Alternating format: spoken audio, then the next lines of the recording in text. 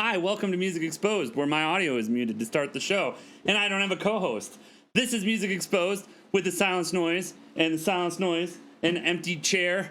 How are you doing, empty chair? Well, I'm doing great, Silence. This is my favorite show ever. Oh, well, I'm glad that you could be here today. We have the amazing... you made it. Hi, you made it. It's good to see you. You're on... Hi, you're on Music Exposed today. Hi. Oh, hi. Hello, hi, are you familiar with Music Exposed? I don't know. What is it? Tell me about it. Oh my God, Quentin, thanks so much for that host. She is late again. She's always late.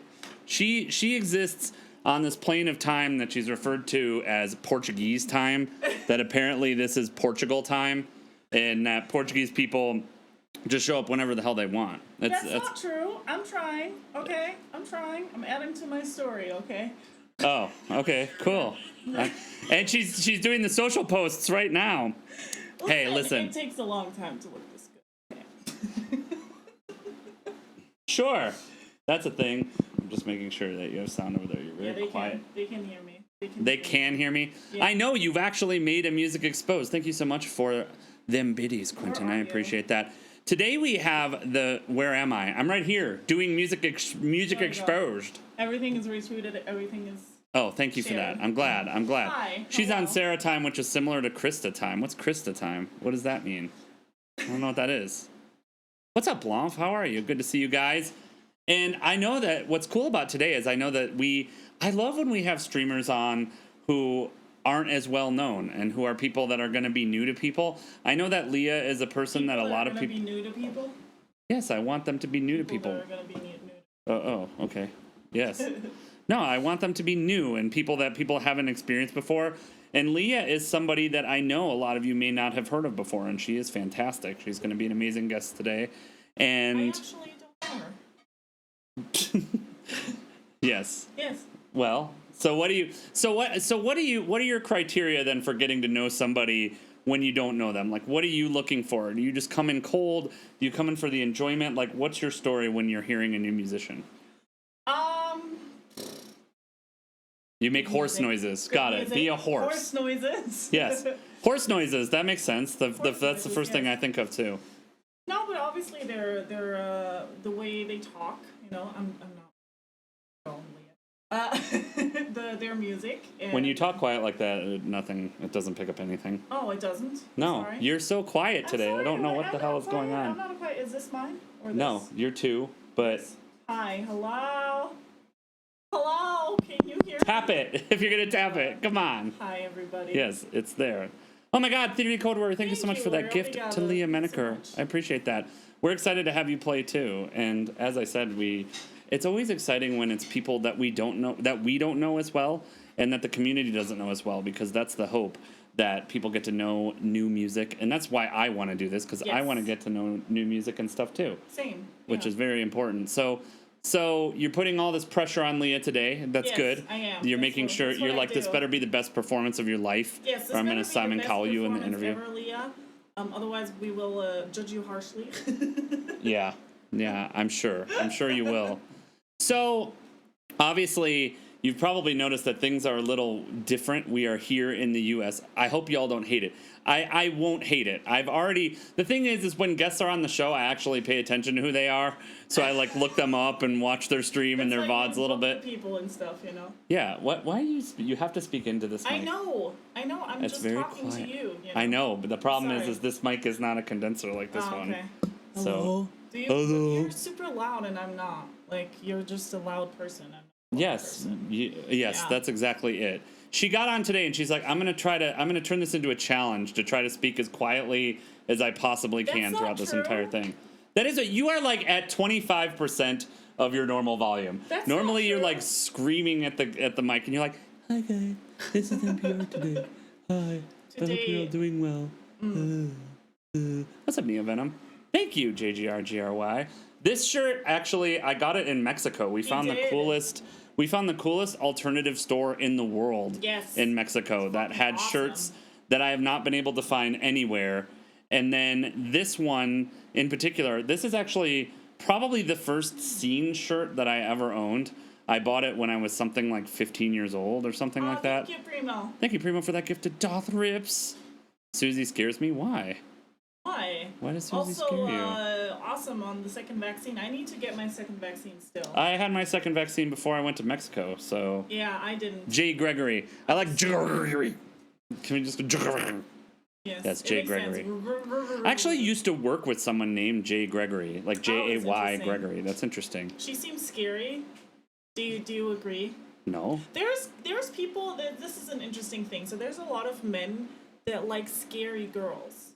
Like What does that scary mean, though? women. Yeah, I know guys that are like, I like scary women, like scary looking, very like, intimidating looking.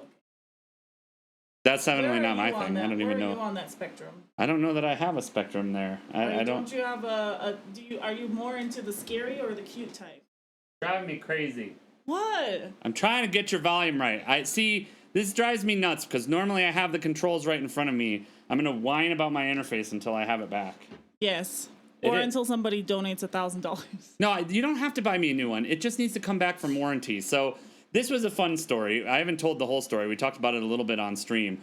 But we started rearranging the studio so that we could perform in here and maybe even have a little more space and have the room be a little bit more flexible than it was. And so we move everything around, and the centerpiece of my studio, the audio interface, decided to crap out in the middle of doing all of that. Which that's that was basically fun. the most important. It's the most expensive, and it is the most important piece of equipment in my studio. Yes. So since then, I've been working nonstop to try to do workarounds to make things work, and we have a giant mixer over here right now that Yeah. I'm balancing everything. And yes, But it's this horrible. is an analog mixer. No, right? it actually also can be hooked up as an interface, but it Oh. only sums down to a 2-channel, and it's FireWire, which is like. I remember my mixer, my Allen and Heath analog mixer, which could also work as an interface. For some reason, never had the right quality in terms of digital quality. Well, and the big thing that you notice about these interfaces now is that most of them at this point, they don't even have updated drivers anymore especially if you're on Windows or like I am, they don't even have updated drivers anymore. So like finding drivers for this is a mess. And that's what I was running into with this old interface too when I was trying to use that, and it kept falling apart because this interface, this Alesis IO2 I have, is so freaking old that it doesn't even have its own drivers. You have to use insane. Audio for All. It doesn't even have its own drivers to use them anymore, which is really awesome. But yes, so putting together the charity stream that we did yesterday, which was super fun. Thank you, Northbound Matt, for shouting out the Silence Noise. If you guys don't follow Silence Noise, check him out. Check him out. He's a pretty mediocre cool. musician. He's pretty cool. That's not true. Don't be like that. He's very mediocre. Okay, very very mediocre. That's just Yes, that's just like me.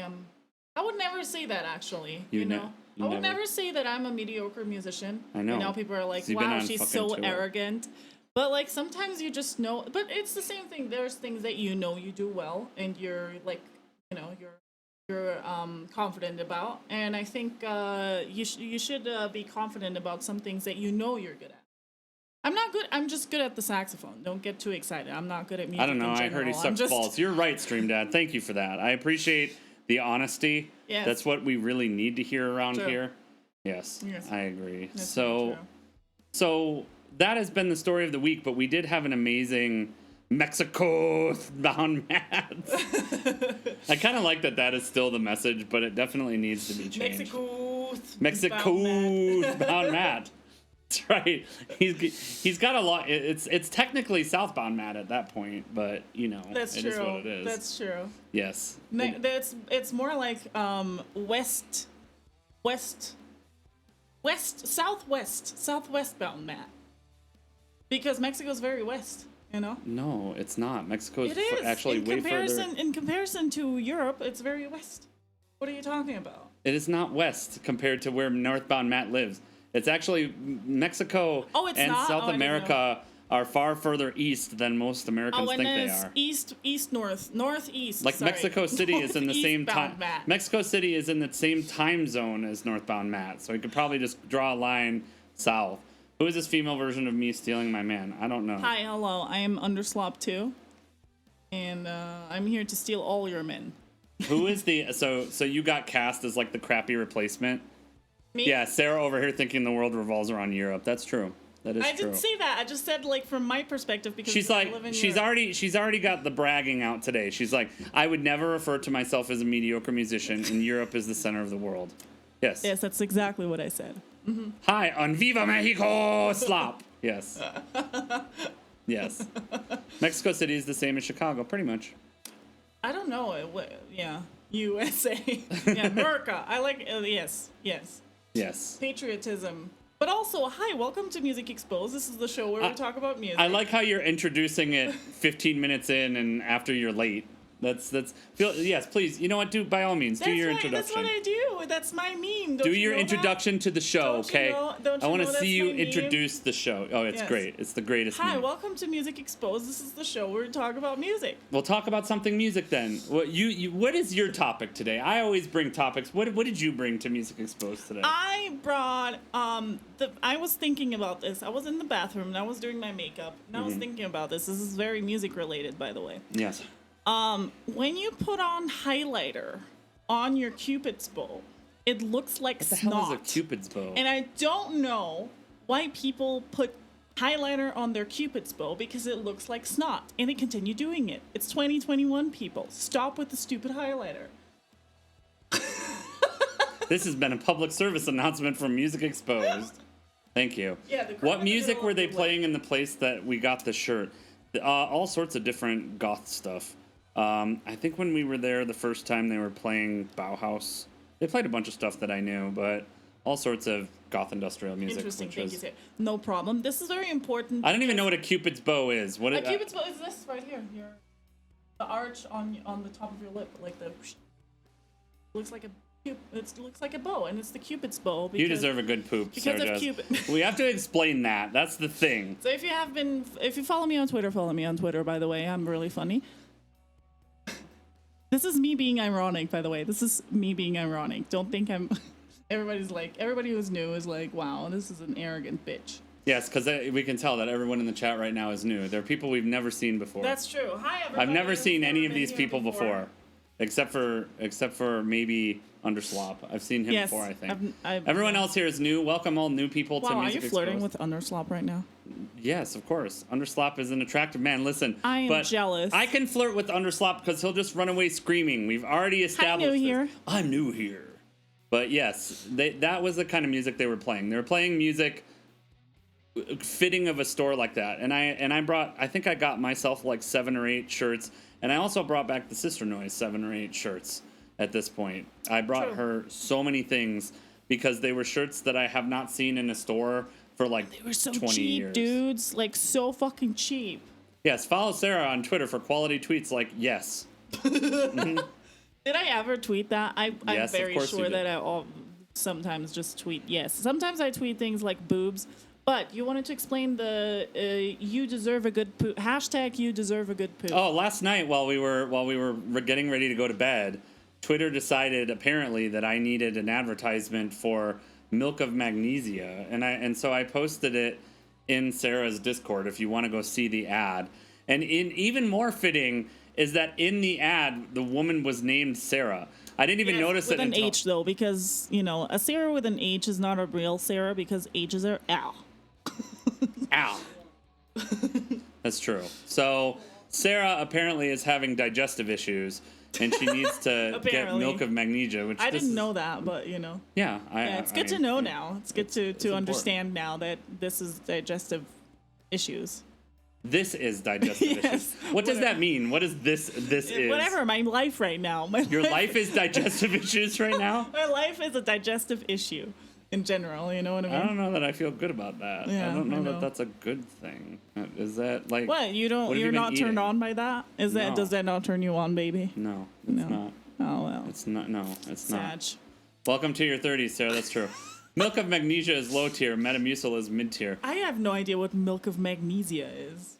It's obviously to help the. It's to help the. Is it a laxative? Move. I don't know if it's considered that. You'd have to say save the babies for the bedroom. That's true. That's true. So, and don't put them in bath water, because then you'll throw them out with the bath water, and that's a problem. You don't want your babies to get thrown out with the bath water. That's bad. So the ad. Yes, I posted it in your Discord. I already finished the story, basically. Oh, okay. It's not that funny of a story. I was just but you wanted me to explain it. Okay. So everyone that watches this show and anyone that has anything to talk about on Twitter, please begin using. I would like to co-opt this hashtag. Hashtag you deserve a good poop. Yes. So anything you talk about on Twitter, any post, Hashtag you deserve a just good poop. end it with hashtag you deserve a good poop, which is what I've been doing, other than the last one, because I didn't have space. Northbound Matt, thank you so much. Milk of magnesia, it is a laxative. It is a laxative. That is thought to work by drawing water into the intestines, an effect that helps to cause movement of the intestines. The medication is also used to treat symptoms caused by too much stomach acid, such as heartburn, upset stomach, or indigestion. That's why, because you have what is the burn stuff? What is it called? Acid reflux. Acid reflux, but that's not. Yes. So I want to be able to like lean fully off camera like you're doing to talk to you. Yeah. Be like, hey, how are you? I'm just looking at you. It's good to see you. Hi. Hi. How are you? How are you today? You're gonna run out and get some right now. Well, at least the ad was effective for them. Yeah, because you're clearly sponsoring them right now, are they? I am. That's Where true. are they? When are they paying us? So I said Sarah looks like my sister, but now that I'm thinking about it, I think I look like if you two had a kid. Well, we can adopt you under slop if that's what you really want to be adopted. Yeah, it's true. That's weird though, because you're attracted to the silence noise. So I don't know. That's daddy issues right there. Stepbrother, what are you doing? Oh, stepdad, what are you? Oh God. Yeah, we do have Stream Dad. Stream Dad, what are you doing? Stream Dad, what are you doing? Yes, it's true. It's true. You've got daddy issues for sure. yeah. Don't we all? So- We're musicians. That's true. That's our thing. That is true. I know why. He's correct. Yes, that's true. That is true. That's true. That is because true. daddy is capitalized. Daddy is capitalized. Very true. That's true. Daddy adopt. You deserve and it. dominant. Yes. Yes. Cana do PT. You deserve a good poop. Yes, very true. Yes. So, what music have you been listening to lately? What have I Other been than listening to obvious lately? ASMR licking. Yes, I've been listening to Indie Fox with an ASMR microphone. She's up a her musician. butt. I mean, I need someone you to know. sample that. Well, first of all I saw was all I saw was the fact that she had the ASMR mic on her butt. I don't know if she farted into it, but everyone was acting like that's what she was doing. So if she did that, we definitely need to sample it and make a song out of it. Like that feels like something that needs to happen.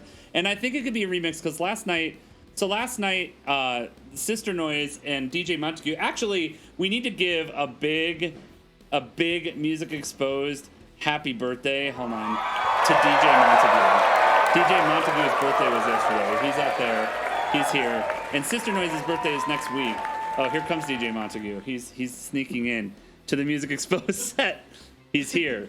Happy birthday Hi, to happy DJ birthday. Montague. Please Happy give him birthday. some love and a follow. Yes. He'll be on the show eventually, I'm sure. One day. One day. Happy birthday, boy. Thank you. But anyway, he and Sister Noise were on a secret spy mission last night. And when they came home, my sister made a remix of some song. And I don't know what it was. I just remember it was like... I think she was like the animals, something.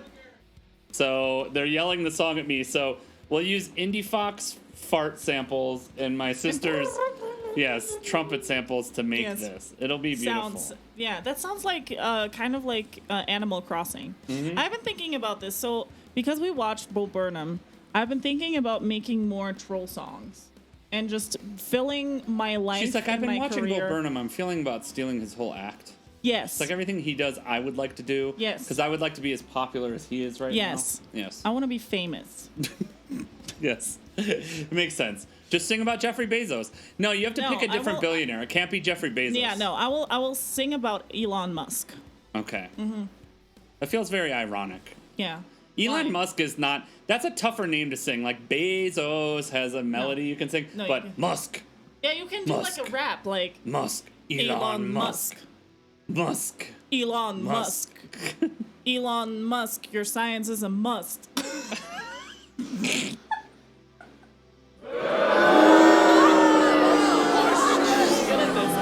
Yeah. Music is. That was. You are a genius. Yes, you are genius.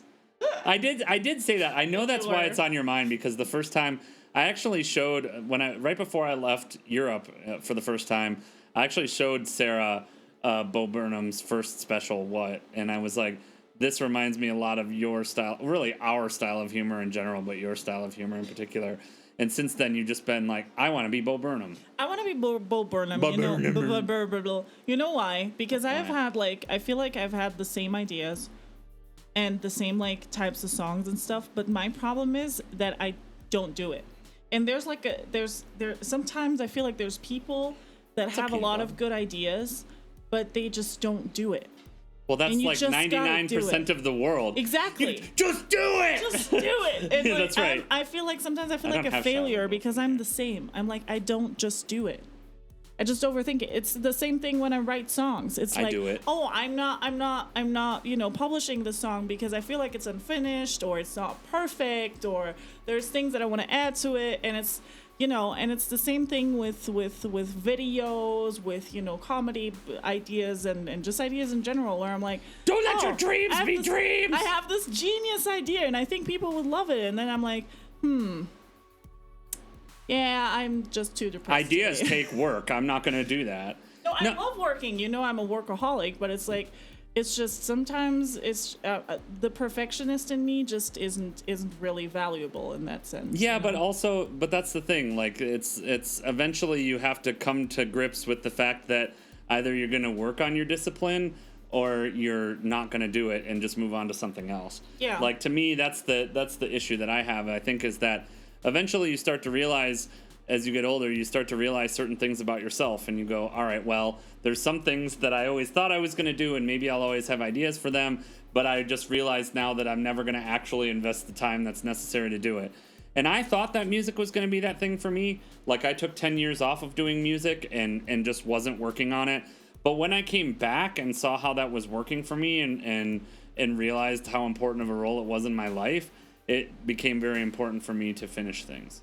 So yeah, but you had kind of an exercise that I didn't have that I should have at some point, which is writing a song and releasing it every week or every day. Yeah, and that's a great exercise, and I think that's a great exercise for people like me, and I'm pretty sure that a lot of people in chat also have that feeling, either if you're a creative in general or an artist or a musician, that sometimes you just don't finish things. Well, and creativity... I am the same with paintings too, where I'm like, I will finish the paint. This is the thing though.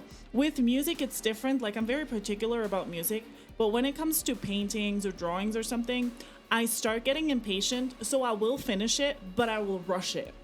Okay. Like, I will finish it. I won't just, stop midway and be like, oh, I will finish this another time. I know that I won't have the patience to finish it. Yeah. So I just rush it, and then it becomes something, stupid, and it's not as detailed and yeah, but nice that's as I the thought thing. It could be. That's the discipline. All right, so this is, I think, an issue that a lot of creatives face, is that creative isn't a thing you are. Creativity is a discipline, just like anything else. To actually be creative and to become better at being creative, you have to work it out. You have to do it regularly.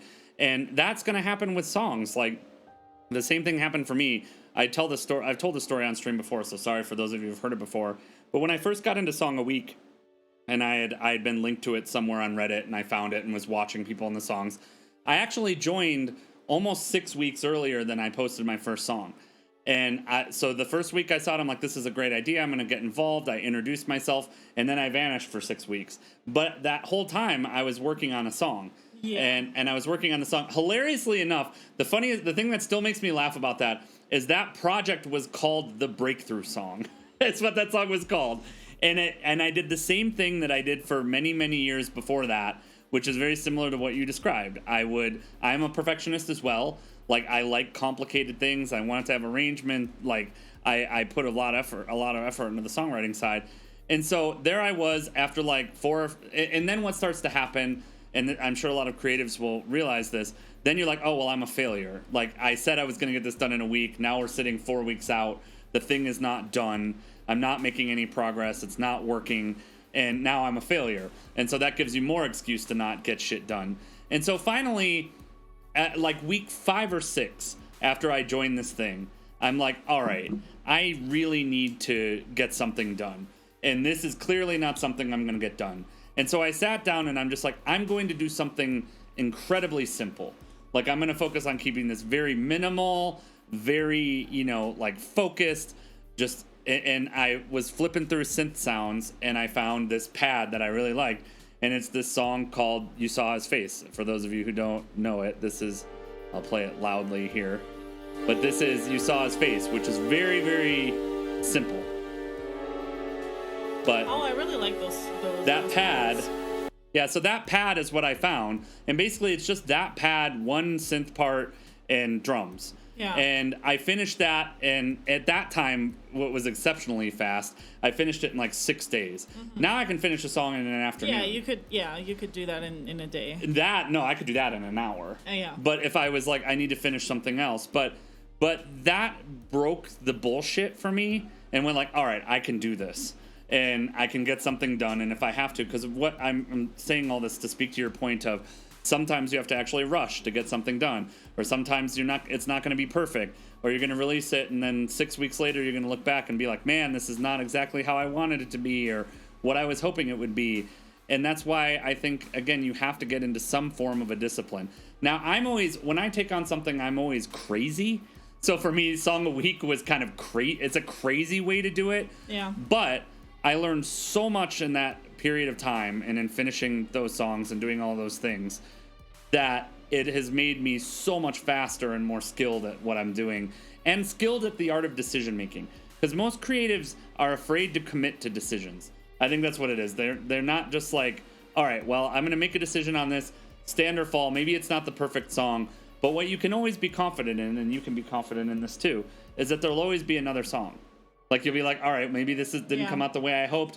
There will always be another song. Yeah. And that to me is where I don't feel bad about it. I just go, all right, well, it took me this to get it. Yeah, that's the thing I need to learn. And an exercise that I did as a painter / drawer or whatever, a drawer. Drawer. I like to do drawings. Drawings. Yes. As a visual artist, there is a great exercise which is 20 sketches a day, and it doesn't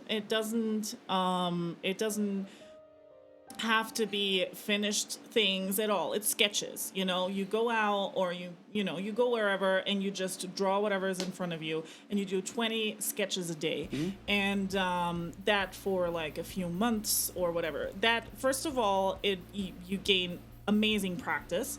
Because you're constantly drawing and constantly perfecting your skills, and you are more confident in finishing things or just starting things actually. Yeah. And just being all right and being okay with not having finished something and maybe come back to it later. Mm-hmm. And that's the thing I learned as a visual artist, but as a musician I haven't yet. Yeah. I mean, as a let's say as a songwriter, because as a saxophonist, I'm like, whatever. But as a songwriter, I'm not like that. And there's actually a song that I did in a day, which is called Carousel. Mm-hmm. And I really liked it at first, and now I hate it.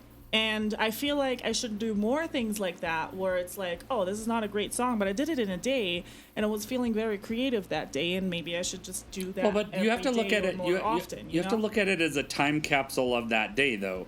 Especially when you're doing that. And we were talking about this when we were in Mexico. We were in an Uber, and I was mentioning Prince, who obviously is probably insane. The most prolific songwriter. And Prince wrote a song a day for something like 25 years. So there's all this dispute over his catalog and all this stuff.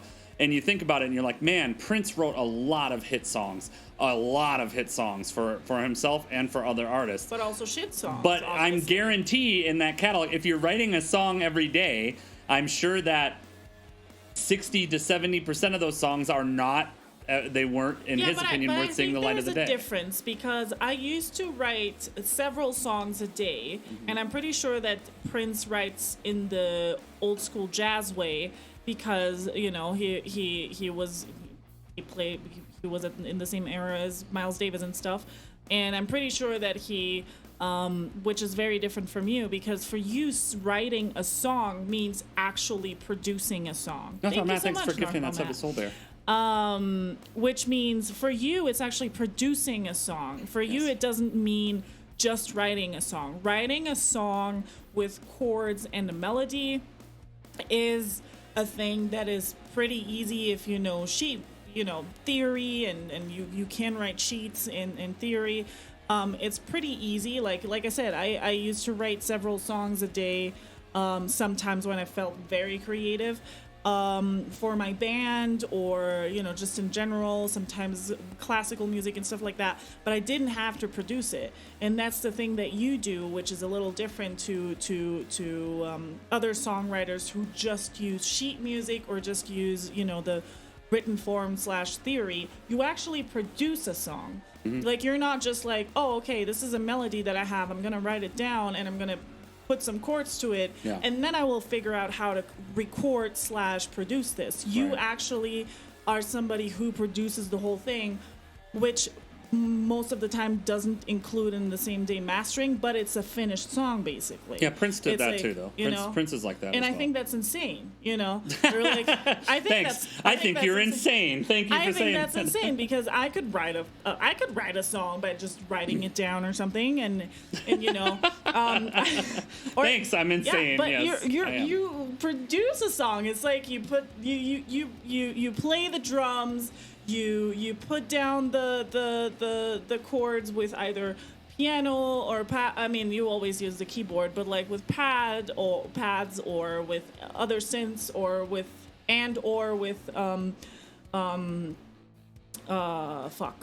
strings, your orchestra and stuff, and then you also play your guitar over it or bass, then you sing, then you have the lyrics, and you do all of this in a song, and that's like you writing a song a day, which is completely different to somebody like me, for example, who writing a song for me used to be, now it's not like that because I'm learning a lot from you, but it used to be just writing down the melody or playing the melody on a piano or the saxophone and then being like, oh, these are the chords that go with it, write down the chords, and that's the song, and then just take that sheet music to my band and everybody plays it, and then we figure out how it works.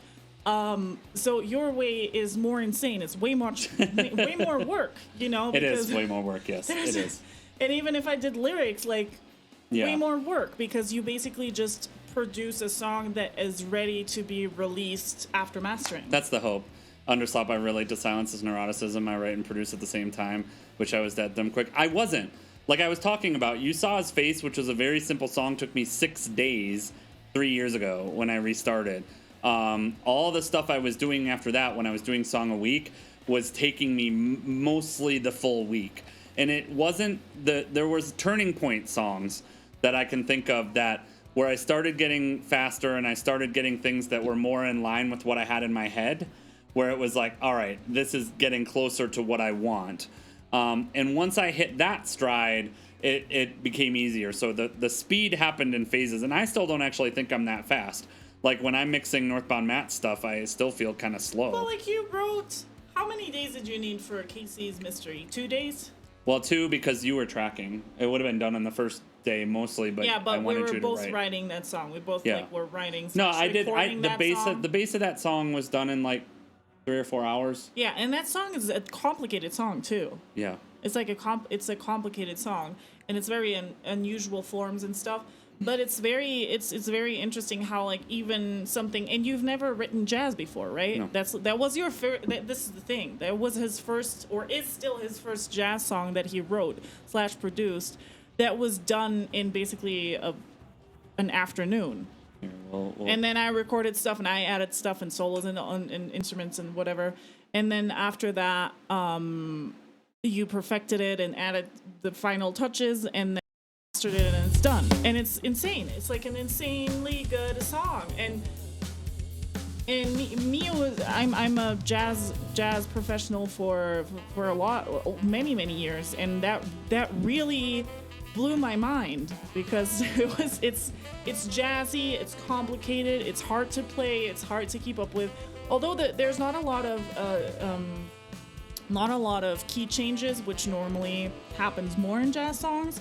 Well, this needed a motif, though, in my opinion. When we were writing it, it was written around this part, really. This was the key. Can they hear it? Yeah, of course. can't hear it, so. Yeah, you can hear that computer, but you can't hear this. So yeah, I've had it playing in the background. But this song was intentionally written to be, it was meant to be a theme for a show, which I think is in use. We need to, did you ever ask Caseytron if it's being used? We need to find out. But so that song was written, I didn't want to change it that much because I wanted it to be focused on having memorable hooks. Like it was written around a couple of different hooks. Yeah. And I wanted it to be catchy because then you associate it with the show. Like that was that. Thanks, Tyler. I appreciate that. So that was really what my thought process was in writing it, which is why I wasn't focused on musical. We have to whatever you want to call it. Release that to Spotify. I mean, I was waiting until Casey used it. Like I wanted to tag her and stuff when we start releasing it. We can release it anyways. I just want to release it. Well, didn't she want to? I thought it was a secret project at this point. No, it's not. What her podcast was is already. She's like, out. It's already quit. She used it once. Already out. No, she already does it. It fits. Yeah. Oh, have you? So do you know if she's using it? Who watches Caseytron? I never. I don't know if she's using it. I have no idea. I don't watch anybody, so I don't know what is even happening. Caseytron is a high key crush of mine. Yeah. No, I have not watched any streamers really at all, especially with having to rebuild the studio this week. It's basically been all work and trying to get this damn thing working at this point. It's fine. See, I don't agree. I would, if I were Sarah. See, this is the difference in attitude. Like to me, I want to know if she's using it. I would have asked a couple of times already, and I would have been like, "Hey, I want to coordinate a release so that it brings, because we need to be mutually beneficial." It's like, all right, I want to bring attention to her podcast, and I want her podcast to bring attention to our song. Like that was the idea. What? I'm gonna do that right now. In the middle of Music Exposed, I will conduct business. I will forget otherwise. Yes. No, I'm curious to know if she's actually using it. Her. But she's streaming right now too. Oh yes. Just go in. Someone just go in her chat. And say that she has a Discord. Be like, we're from Music Exposed. Are you using Casey's Mystery? Yes, they are troll sisters. It's true. It's true. What am I asking? Are you using? Casey is high all the time. She probably doesn't remember the last message she sent. You know, probably. Fair point. I'm not going to disagree with you there. But yes, it's that song. No, well, for me, when I'm thinking of songwriting, I mean, I guess the closest analogy I would use is like songwriting is like Legos to me. Like I like to come up with the blocks at the bottom, and the blocks at the bottom are normally drums and bass or drums and keys. It's because drums was my first instrument, and drums are very important in a song to me, which is why I highlight them the way that I highlight them. And then I start putting the Lego blocks together. So it's like, all right, I've got the bottom row. Now I need to connect those bottom rows and figure out what order I want them in. And then I start building up from there. And I think of songs in layers like that, where it's like, all right, I have this bass part that I want, which fits with this bass part that I want. And then as I'm getting in an order, I'm thinking about that. I'm saying like, is this interesting enough? Like, does this need a change? Does this need something to keep it compelling? Does this fit? Like sometimes I'll write lyrics and I'll go back and I'll change the bass a little bit. Yeah. I'll be like, this will be more interesting if I do this. Like, great example of that is Someday, Somewhere, Somehow. Like Someday, Somewhere, Somehow, writing the middle orchestrated part to me. I do lots of things in Silence Noise songs, and I know this sounds very arrogant, so if you guys are like, I hate listening to Silence talk about this, sorry. But like Someday, Somewhere, Somehow, very straightforward rock song based off of that and it's just a really in-your-face riff. And so I was like, what would make this unexpected? Because it starts with the traditional, it actually starts on the chorus, which is unusual for a Silence Noise song. So it starts on the chorus, goes into the verse, has the bridge, and then goes back to a chorus. Then it goes into a verse, so you're like expecting as a listener, oh, bridge and chorus are coming back. Then I'm like, fuck the whole song, and throw together this orchestrated part that's totally different from everything else. So I like to do stuff like that where it's like subvert expectations, where you're like, oh, this is where, man, Pete, thanks so much for that host. I appreciate it. Thank you, Matt Pete. That's where it's like, I really care about that, the listening experience of going like, all right, when I think I can predict where this is going, it goes somewhere else. Yeah. Or if I want it to be something predictable and catchy and hooky, like Sweet Punishment or something like that, I stick it in the traditional structure and I don't change a lot. So I don't know. I think that's a really I've said this a million times on the show, but I think songwriting is an incredibly underrated discipline. And what I find amazing when you really think about it, it is so difficult to be a good songwriter. That is why I think you have so few songwriters that actually write hit songs. When you look back at the past 20 years of hit writing, you have like 5 to 10 names of people who appear over and over and over. Max Martin, Dr. Luke, people like that who have written all of these popular songs. Sia, another one. Mm-hmm. And it's because most people don't actually work on songwriting as a discipline. Where it's like they're like, oh, they become a good musician, or they become a good, producer, or they become a good mixer, master, engineer, or whatever. Thank you for that. Good stuff. But I think songwriting in and of itself is an incredibly difficult discipline that more people need to put more effort into. And as you mentioned, for me, songwriting has always been the thing I focused on the most. But it's also what you're best at. Well, I think because you're that's where I put the most time. Amazing songwriter. Yeah. Like I think you're, and I've come across, I've come across a lot of good and amazing songwriters, but you're one of the best songwriters because you can do it all. That's what I'm saying. I was so impressed that you can just write a fucking jazz song while you never wrote a jazz song before. Granted, you kind of grew up with jazz, Kind of. But you also hate it. More classical. You also hate it, which is I don't hate jazz. I just am not a fan. Imagine hating jazz and dating a jazz musician. Well, sometimes you need that chemistry in a relationship, all right? Sometimes you got to have... Although this morning we were watching that TikTok of that drummer. I don't know his name. Grayson Nutzman. Or something like that. So we were watching that. That dude and I think we both were crazy. Enjoying that. It was a jazz piece. And it was a jazz recording, and we both were enjoying that. I can respect mad skills when I see something like Charlie Parker tune. I respect your skills. I respect musicians that have mad skills. Don't get me wrong. Just it doesn't necessarily. I don't hate anything other than maybe country. I don't like a lot of country music. Which, as I mentioned, because for me, I don't like the sound of the slide guitar. It makes me like nauseous. I hate this. I hate the sound of slide guitar. And so much country has slide guitar, and it's that. I like it. Like I already said. I hate it. Oh, John Zorn. I really like John Zorn. I hate it. I'm gonna play like 3 country songs today. Thanks, Leah. You can do what you want. No, it's just like. But I do come in. Oh God, I love Journey. Yeah, they're my favorite band.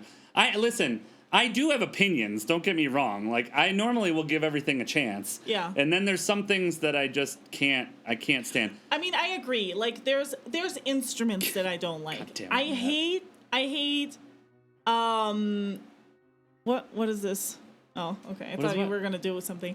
No, I was just getting ready to jump on the call. Clarinet. And clarinet makes me also hate things like Dixieland. I love all types of jazz most types of jazz, and obviously, but it's weird as a jazz musician not to like Dixieland, but I don't like Dixieland because it's like, it's kind of like I feel like it's stupid. I feel like it's stupid. I mean, obviously, it's kind of like you don't listen to jug bands in your spare time. What the hell? It's kind of like abstract painting. It has its time and its place, but I feel like I just can't listen to it nowadays. I'm so tempted to delete this message from Northbound Mats. Jazz country. Could you play a country of a Kid Rock song?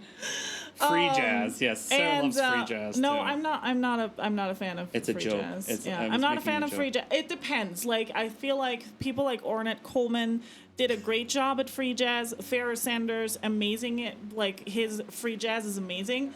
Albert Ayler, who is very out there. I've never shown you Albert Ayler. Yeah, I did. Albert Ayler. He has some very interesting stuff, but I can't listen to it for too long.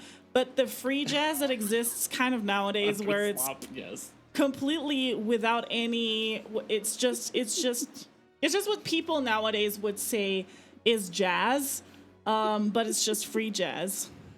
God, I hate Kid Rock. I hate my chat. My mods sometimes, man. Kid Rock is horrible. No, but it's Sarah Jazz is secretly Tupac in disguise. Very That's true. It's true. It's true. Oh my God! Now everyone's pasting it. Thanks, guys. I appreciate this. No, we can't play covers. you can't play covers anymore because then you can't leave the VOD up on Twitch. So just do a jazz standard. You're fine. Nobody cares. Jazz, about I don't think anyone cares about. But I'm just saying in general, Maybe you can't do that with the DMCA Just don't do rules. stuff like Autumn Leaves, but do something like, I don't know. What the hell is Autumn Leaves? Do something like Confirmation or Kid Rock is... Oh, Body and Soul. Not like nobody's gonna do anything. Anyway, but yes, I think that is... I think more people need to focus more on songwriting, but I don't think a lot of people do. And I think that's why you end up in the situation where it's like, even if you go back in time, it's like you just had the hit makers. You had your Berry Gordy's. You had your why am I forgetting his freaking name? Quincy Jones. You had all the people that... Shut up, Underslop. But anyway, no. So you had your hit makers. God, my chat, man, they're too much like me, okay? They know I don't like it, so they're just poking the bear. That's what they're doing. Mm-hmm. Sarah Jazz told me this morning that I look like a panda bear. You do. When sometimes you sit on the bed and you have your legs crossed, and then you have like you're like hunched over, and you have your he's like sitting like this, basically. Like sitting like this on the bed. Please don't knock over everything in the like, studio. He's like slouched over, and he has his little hands between his My legs. little hands? Yes. What? And it like it just looks so funny. And you look from the side, you look like a panda bear. You know how panda bears sit like that? That's no, you. I don't. I That's don't know that. You look like a panda bear sometimes. You look like a panda bear sometimes. Oh my god, that's horrible. Kid Rock wins. Silence feels cringe. God. I cannot stand Kid Rock. Stop it. What's sad is like most of the music that was popular that was coming out of Detroit when I was in like high school. Most of the music that was popular when I was coming out of high school and things like that was music I couldn't stand. There was a lot of good music coming out of Detroit and Windsor and a lot of great alternative music and stuff. But what I actually saw Immortal in concert. I saw Immortal in concert in Pittsburgh. We were just talking about my friend today who actually made me go to that show because he was interested in a girl that lived in Pittsburgh. Oh. And we went and saw them in concert. Was it good? Yes. Actually, you know what I love? I'm not a huge fan of like death metal or black metal music, but I actually quite enjoy going to death metal or black metal shows. And the reason is that the people are awesome. The people are awesome. Like the crowds are cool. Metal concerts are like, if you've never been to a metal concert, you have to go. If you awesome. If you like chaotic and like cool crowds and audiences, you will love metal like I love metal concerts because of the audience. Like being in the audience, it has like a different type of energy. While obviously like any like a dance crowd is different, a hip hop crowd is different, jazz crowd is different. Like metal has just its own, just flavor. I really like. Yeah, metal crowds are awesome. The people at metal shows are awesome, and you don't tend to run into a lot of assholes like you do. I actually asked myself, because you hate country, you say, right? And I don't hate all. I'm sure there's a country song I like. Of a you know what? I will tell you of a country band. Yeah, I would have hated it. We already talked about this. And yeah, would you have hated it? We were probably, like 13 people. I was was the only woman, and there was a slide guitarist, and there was also a banjo player that always came from, I don't remember. Did he come from Texas or something? I don't know. But he came like every few months. He came to Munich, and he would play with the band and stuff. He was a banjo player. He was like insanely good too. Yeah. And you probably would have hated it. I don't like the sound of the slide guitar. Alan Jackson for president. Why does my chat hate me today? What is this about? I will say, I like in London, you sell them for free. That's awesome. There are some country sounding songs that I like the first one that I just thought of when you said, because I'm sure there's songs that I would like heavier songs or songs with more of that. There's some songs by Willie Nelson or something that are not bad. No, I'm not a fan of Willie Nelson, but I don't mind some Johnny Cash, although I think Johnny Cash is very played out. Johnny Cash is more like rock country kind of. Yeah, which I prefer that. Country, you know. But I like My dog died. the and Deer my Hunter. woman The left Deer me. Hunter has a song off of their album called "The Most Cursed of Hands," which is a country song, basically straight up, and that song is amazing. And it's basically a straight up country song. It has banjo. It has like the whole thing is a country melody.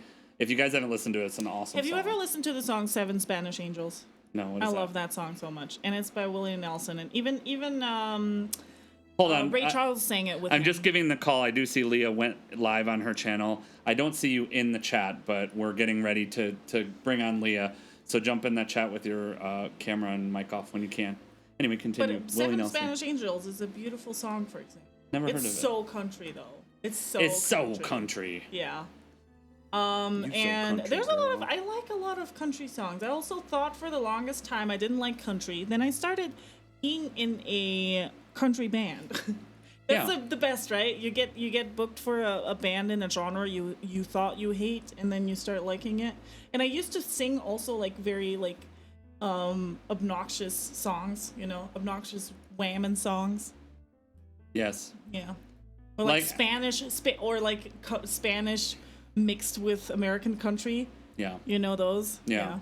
I'm sure that there's country I would like. I'm sure there's something in every genre that if I dug enough and I were looking for it, I would like it. Like there are definitely things that I like.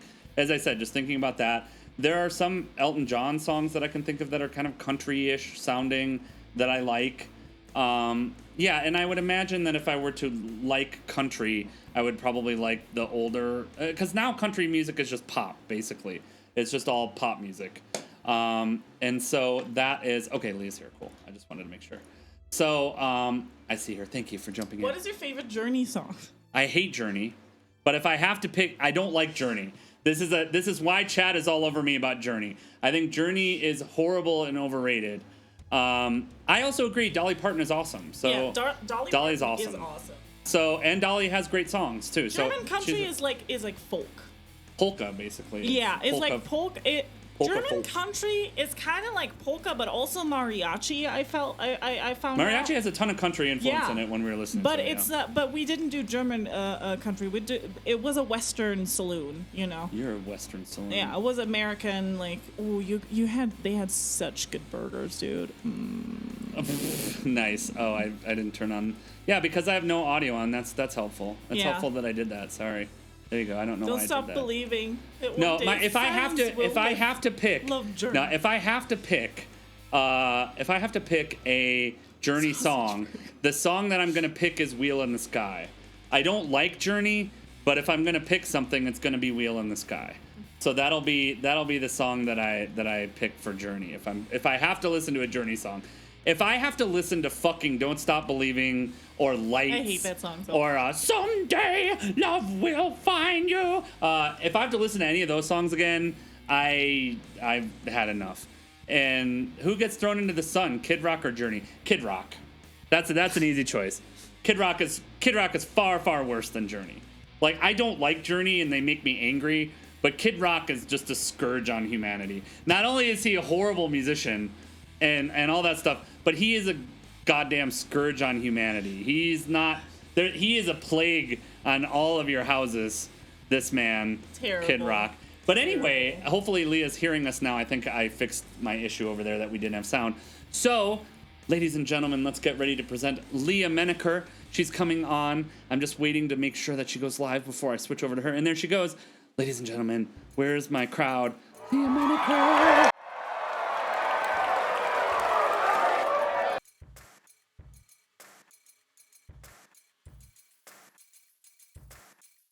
Hold on. I have her muted. Let me fix it. She's muted. Fixed.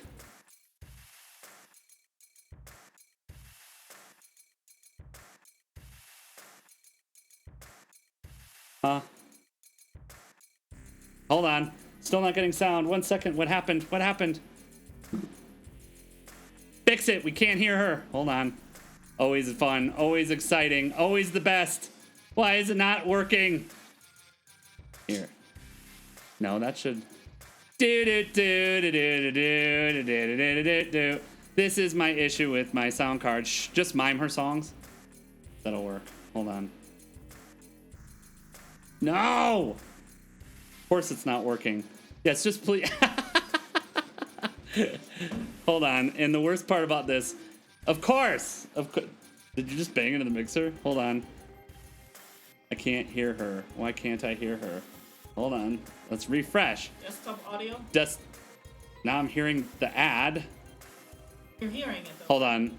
Shush. Oh, I know what it is. I think I know what it is. Hold on. Shoot. Oh, you can't hear her live also on her channel?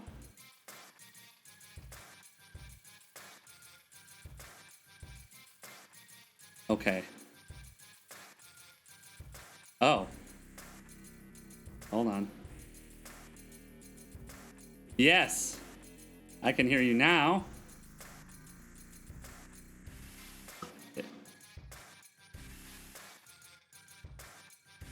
Hold on one second. What's her channel? Post her channel in the chat real quick. And why is it not letting me change the audio source? This is the fun part of dealing with audio interface issues. For some reason, NDI is not letting me change her audio source. There we go. I got it now, and we'll do it.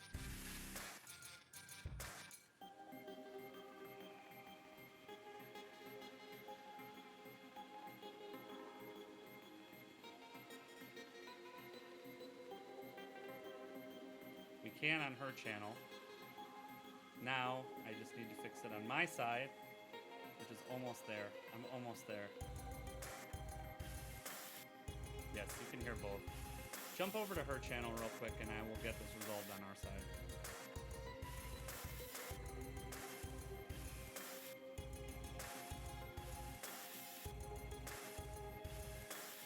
Go ahead and start.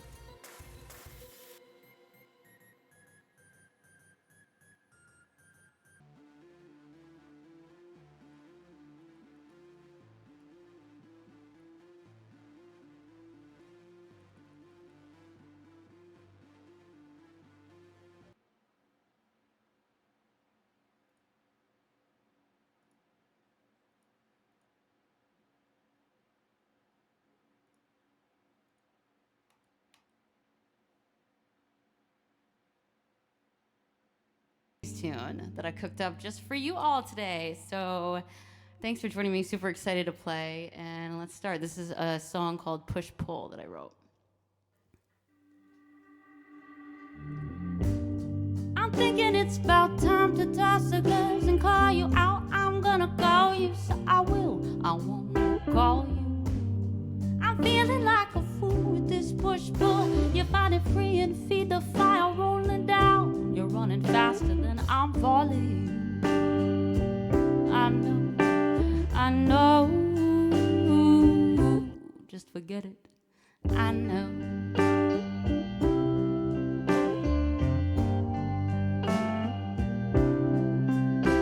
Huh. Your head is snapped on sideways, but your mouth is zipped shut. So what? It ain't what I need. Little boy, you're trying to fake that you don't feel, but under layer after messed up layers, love and soul, you and I both know is real. 'Cause I know that you know it's real. Hey, no.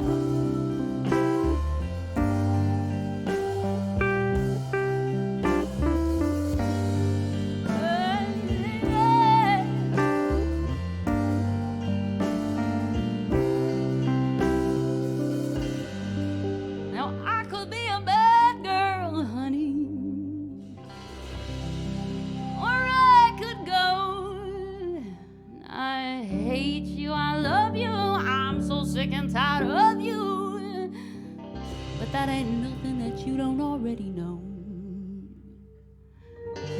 Okay, I'll give you your space. Now go on, so we can cut to the chase. No's don't mean nothing, 'cause I can read it all up on your face. That wound up love that you're giving me. You're a wet blanket fool. but I love you. Oh, hey, yeah. Oh, yeah. I'm thinking it's about time to toss the gloves and go all out. I'm gonna go out. Oh, I'll never go. I will. I want. I will. I'm feeling like a fool with this push pull. Your body free and feet the fire rolling down. You're running faster. Cause you know you couldn't handle me, honey. Maybe I can handle you. What is it that you think I'm trying to demand from you? Or did you think that I'd abandon you? I can't. There's something I don't understand in you. I can't. Oh, I know. Just forget it. I know. Now I'll know. Oh, yeah.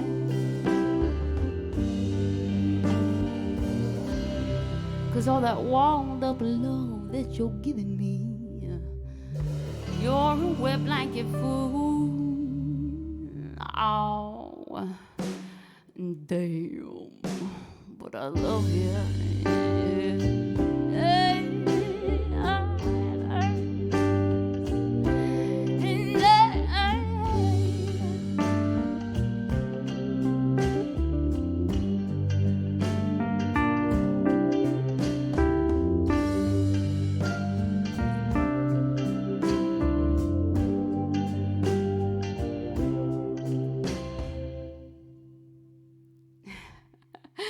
Thank you. Didn't expect that voice. That's so. Thank you, Understop. Thank you, everyone, for all the love. That's so funny because people on my stream, they're like, "You're like a librarian," but then I'm like, no, so not that librarians can't have soul. They definitely can. All right.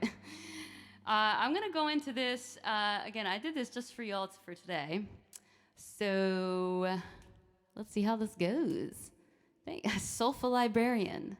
That should be my new artist name. All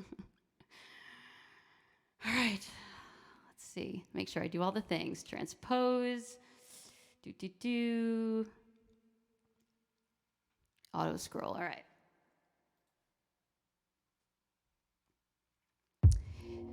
So this is the song that all the 90s kids wish they had in the 90s, I guess. A little in sync for ya.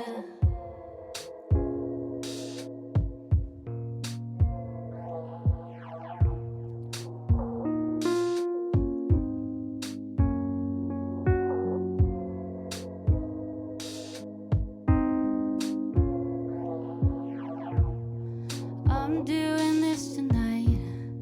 You're probably gonna start a fight. I know this can't be right, hey baby, come on. I loved you endlessly, but you weren't there for me.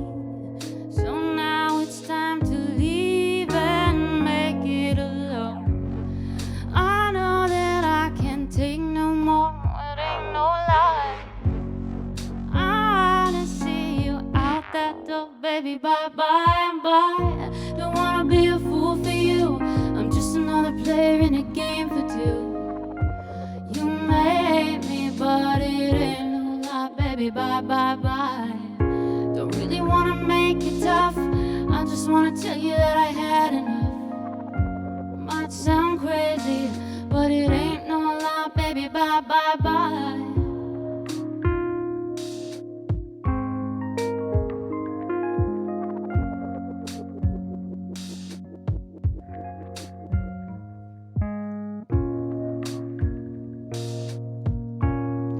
Just hit me with the truth.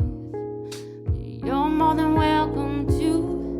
So give me one good reason, baby, come on. I live for you and me, and now I really come to see that life would be much better since you're gone. I know that I can't take no more. It ain't no lie. I wanna see you out that door, baby, bye, bye, bye. Don't wanna be a fool for you. I'm just another player in this game for two. You may hate me, but it ain't no lie, baby, bye, bye, bye. Don't really wanna make it tough. I just wanna tell you that I had enough. Might sound crazy, but it ain't no lie, baby, bye, bye, bye. I'm giving up, I know for sure. I don't wanna be the reason for your love no more. I'm checking out, I'm signing off. I don't wanna be the loser and I had enough. Don't wanna be a fool for you in this game for two. So I'm leaving you behind. I don't wanna make it tough, but I've had enough. And it ain't no lie, baby, bye, bye, bye. Don't really wanna fool for you. I'm just another player in this game for two. You may hate me, but it ain't no lie, baby, bye, bye, bye. I really wanna make it tough. I just wanna tell you that I had enough. Might seem crazy, but it ain't no lie, baby, bye, bye, bye.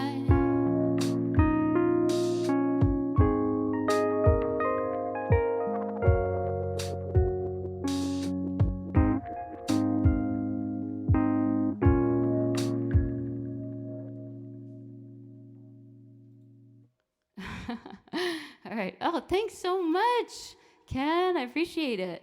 I've actually been doing a lot of production lately, which is why I haven't been on Twitch as much as I've liked to be. I like the fact that you look like you're loving it. Thank you all. It's so good to be here with you and to play again. I haven't been on Twitch in a minute. I do still stream though. And I will do a lot more streaming come this summer, come these next few months. So, all right, I'm gonna finish off with one last original. This is a song, so on my stream sometimes I do, thank you so much for the cheers, Northbound Matt. I do these like little loops on the fly, and the cool part is they've been turning into songs. So this last song I released in January called Bubble, about this weird freaking bubble of a pandemic, was from a Twitch stream originally. So, all right, here we go, Bubble. Make sure I'm in the right key, the right setting. All right. Oop. Wrong one.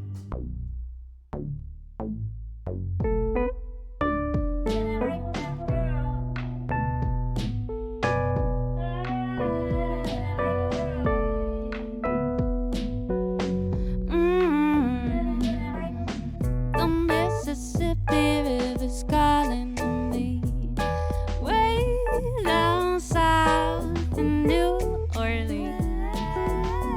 My baby tells me that it's only a dream, and my mind's living on time and smoke screens. Been in a bubble, I might be seeing double. Been in a bubble, the world's got me living in daydreams. I might be seeing double. Been in a bubble, I'm not coming down. These times have got me feeling some kind of way.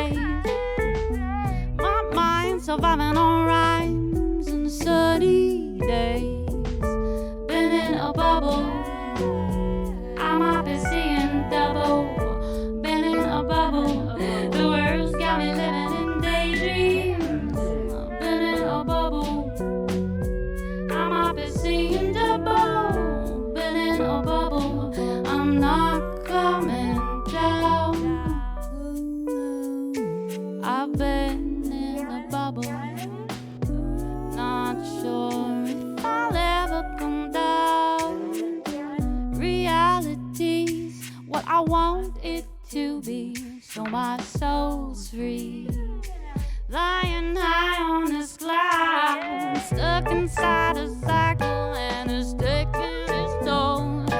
Take me to the Rocky Mountains and revive my soul. My baby tells me I've just got to let go, and my mind's living half blind in cruise control. Been in a bubble, I might be seeing double. Been in a bubble, the world's got me living in daydreams. Been in a bubble, I might be seeing double. Been in a bubble, I'm not coming down. Thank you guys, this was so fun. So many Bringing you the things that you never seen. Open up your eyes to the music scene. The future's in your ears and you just won't believe. You just won't believe.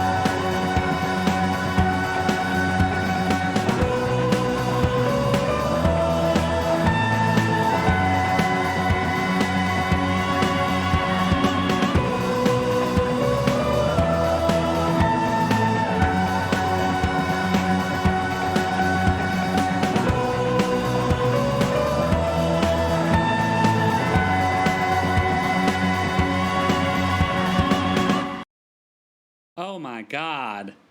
What an amazing performance, first of all. So I'm so excited to talk to Lia in a second while she gets ready. But let's talk about the Music Exposed Bulletin Board, and Sarah can sit here and be like, ooh, react to this. For those of you who don't know what the Music Exposed Bulletin Board is, or you're new to this show, every single show we talk about the latest streamer releases and latest streamer announcements. So if you have new music, or your favorite streamer has new music, or a new release coming up, or like Lia mentioned, she's going to have a new release coming up this summer, please let us know. We try to promote as many people as we possibly can to let people in our audience and who listen to this podcast and watch the replay on YouTube, all of you, so that you know about the latest releases of songs so that you can get those right away. And we have some amazing ones this week. And thank you to all of you, as always, who help send me new releases. I can't watch her. I can't talk with her doing this in the background. It just drives me too crazy. So, but anyway, continue. You don't have to stop. This is her.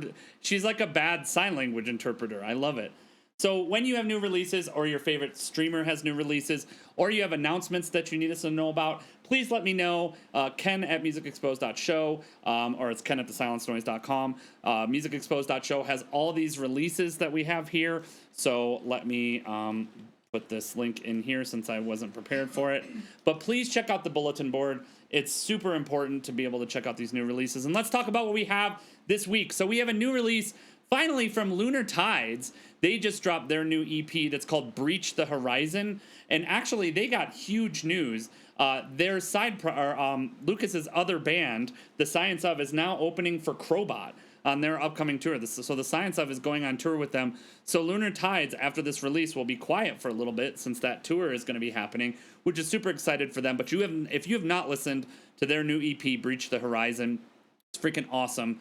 Please go check them out. Lunar Tides is a huge supporter of this channel, so make sure you check out that new release, and the DistroKid link is there on all the streaming services. Shauna Nina, who is another friend of ours, she actually has two channels now, one that's in English and one that's in Dutch, just dropped her new single, which is very conveniently called Out Now. So Out Now, again, is on all of the streaming services.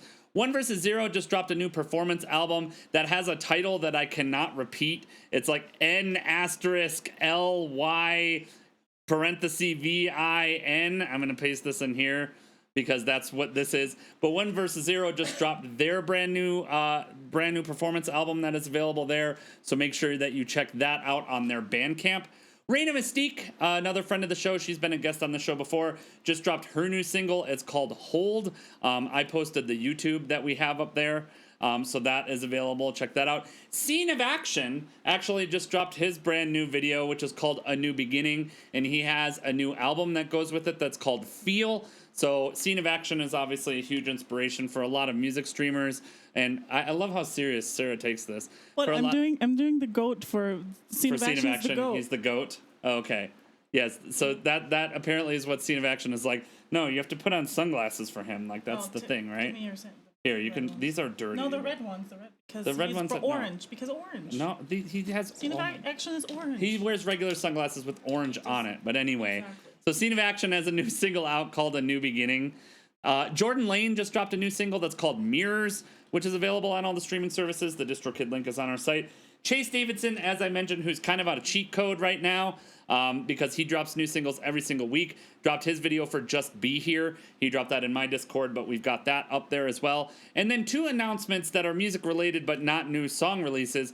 Thomas Frank, aka Potato Frank, Thomas Frank 93, is now offering private lessons, private guitar lessons and music lessons. So if you want to learn how to do this, or you want to be a future guest on the show, and you want to get better, and you want to learn from Satan how to play guitar, trade your soul from that, Thomas Frank is now offering guitar lessons. Send him a DM on his Twitter, and I posted his flyer on the bulletin board. And then finally, Sunfire TV is also now offering music lessons. She's offering drum lessons on her stream. So if you don't know Sun, she's an incredible drummer. Mostly does at onlyfarmers.com/potatofrank. True.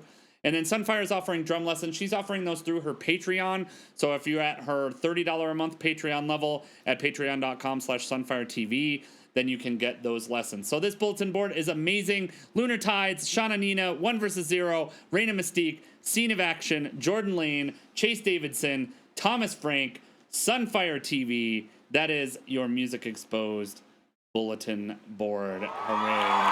Hooray. Yes. Thank you so much. And then Leah, it looks like she's still, hold on, I don't have her visible yet over here. But let's see if she's jumped on. She can turn on her camera and mic. What an amazing performance for those of you that watched on her channel. I got it solved on our channel last minute. It was like last minute because my NDI wasn't responding. You could see me struggling with it on screen. I don't know why it wasn't working, but that doesn't matter now because we have the amazing Lia Menaker. Leah! She's got to change her sound real quick. She's figuring it out. No, hi! I wanted to make sure you could see me and everything. Hi! Hi, how are you? She's super, super low. You're super low. Oh, no, it's probably just on your side. I can't turn it up.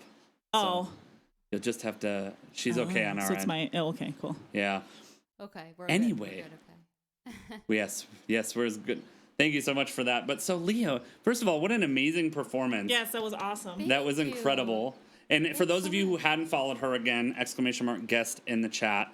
And if you're watching this on the replay or you're listening to the podcast, twitch.tv/LiaMenaker. All of that will be in the show notes, so you can go find her stuff.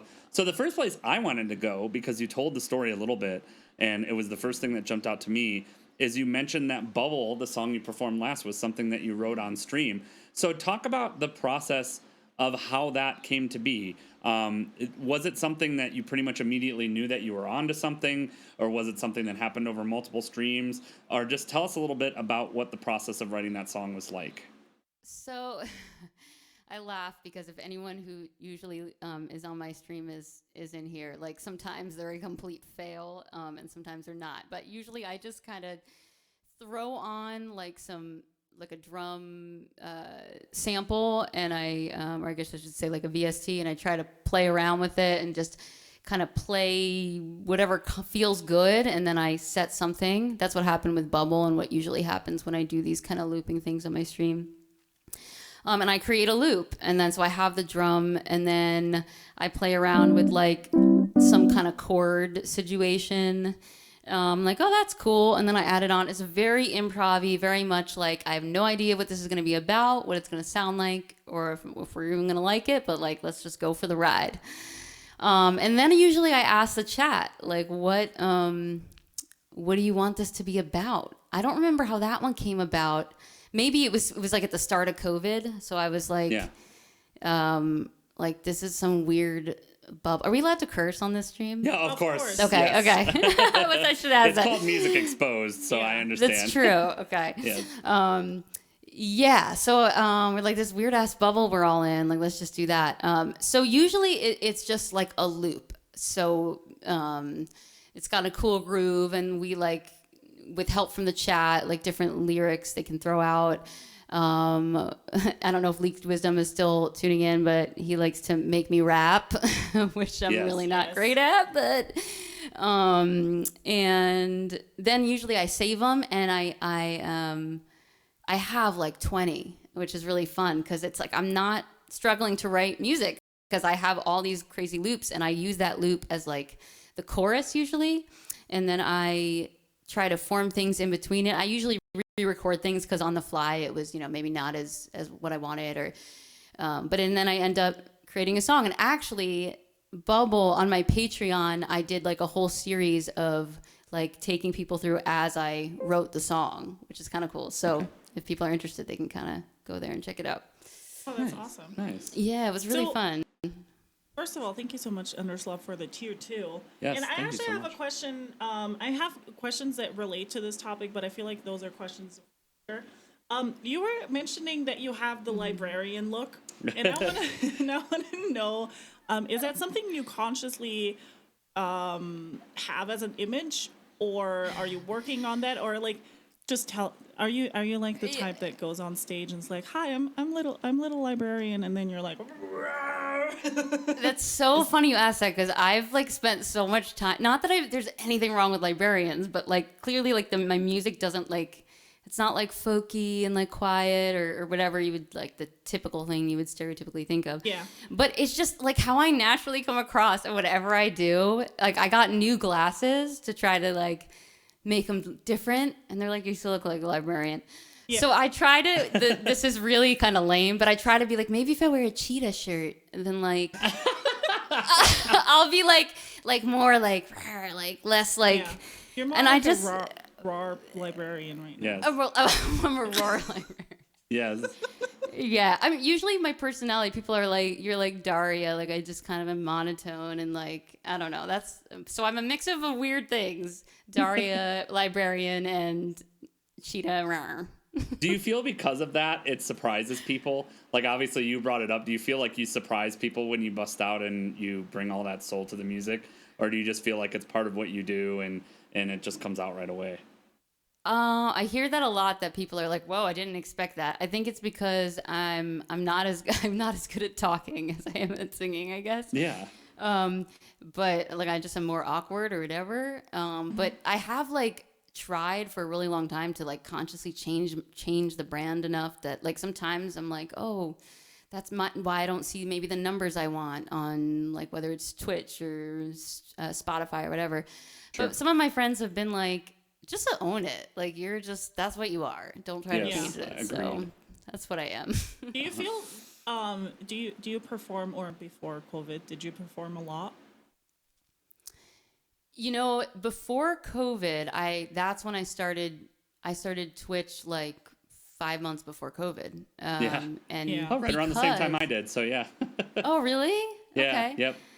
Yeah, and it was because in Philly, a lot of the venues are like they want a rock band or like a loud bar. It's a loud bar where they want something with a lot of energy. And it's when I have some tracks to like play around with in my studio, it's easy. But like the mellow vibe I bring was just really hard to find venues for. So I was like, why don't I just make my own venue? And then it was great because no one cared on Twitch. It's like, well, that's what you are. Yeah. So cool. That's why I was going to ask, like, if on stage people have the same reaction. They're like, oh, another singer-songwriter, and then you bust out your voice and your songs, like, damn. And everybody's like, okay, which that was honestly my reaction to you when I first watched your videos. When I first got you, when you first requested to come on the show, and I went and watched it, I was like, damn. And then watching it again, I had the same reaction. So I love that about you as a performer. I'm like, man, she really brings it.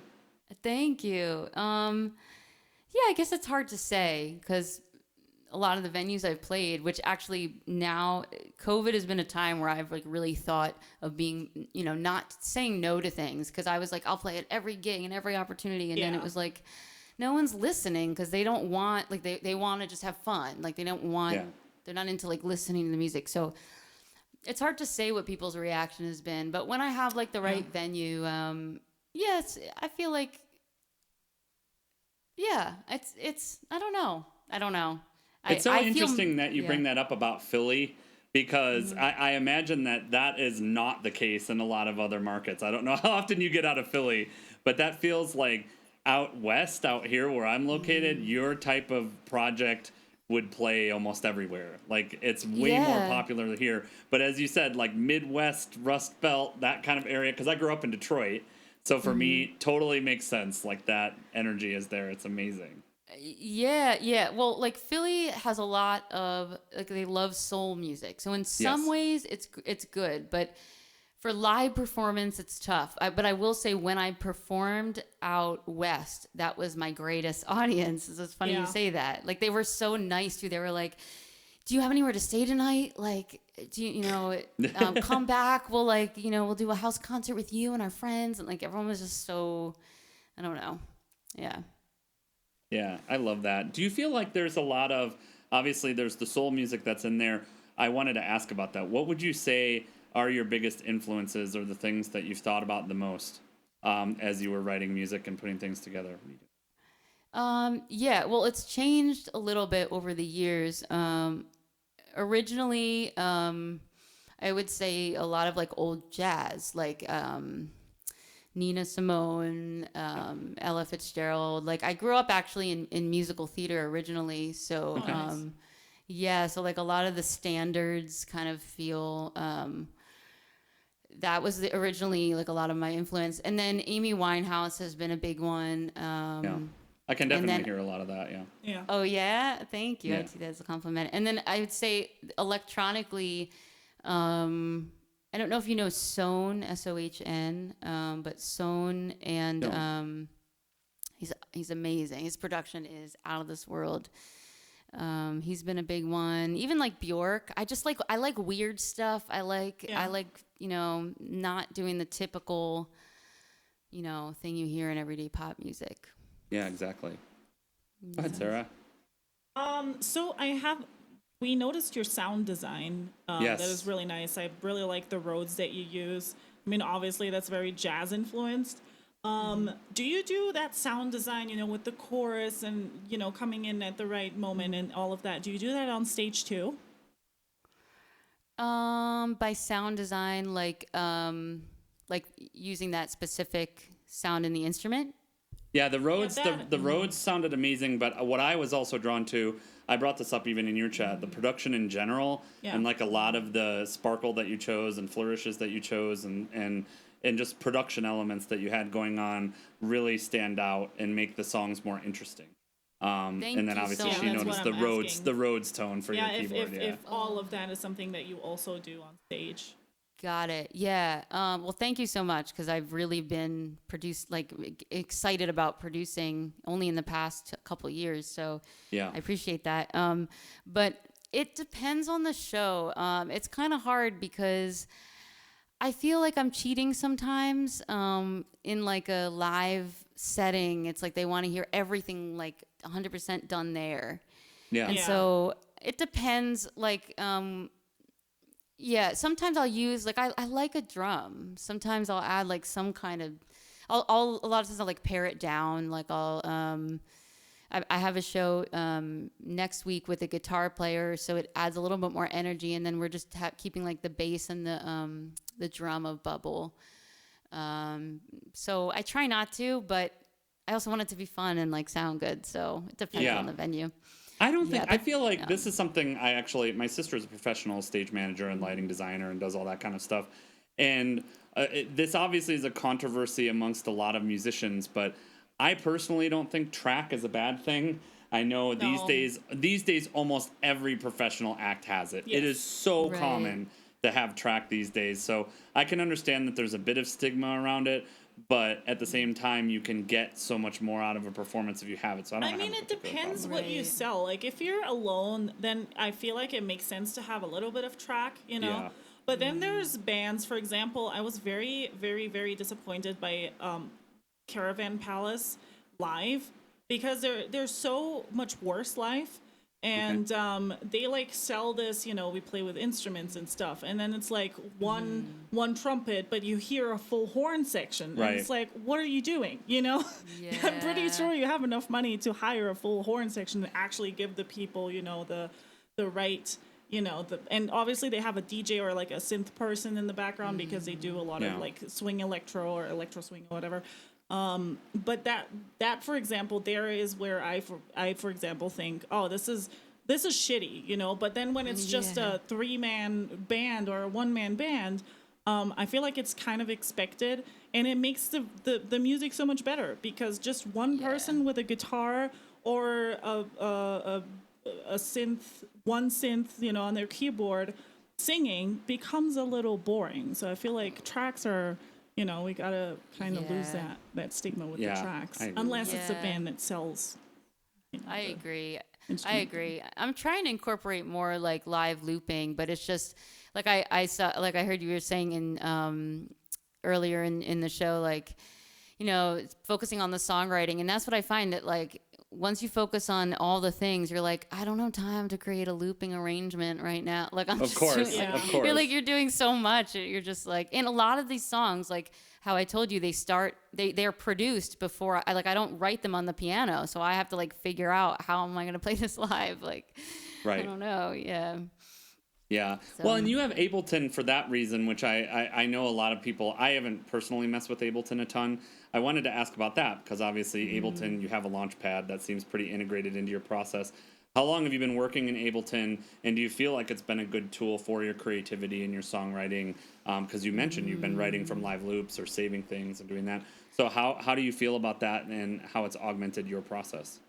Yeah, so I know everyone's different, and it can be very overwhelming when you like open up a DAW for the first time and stuff. But since I got Ableton, which was now 4 years ago, I have been more creative than ever in my life.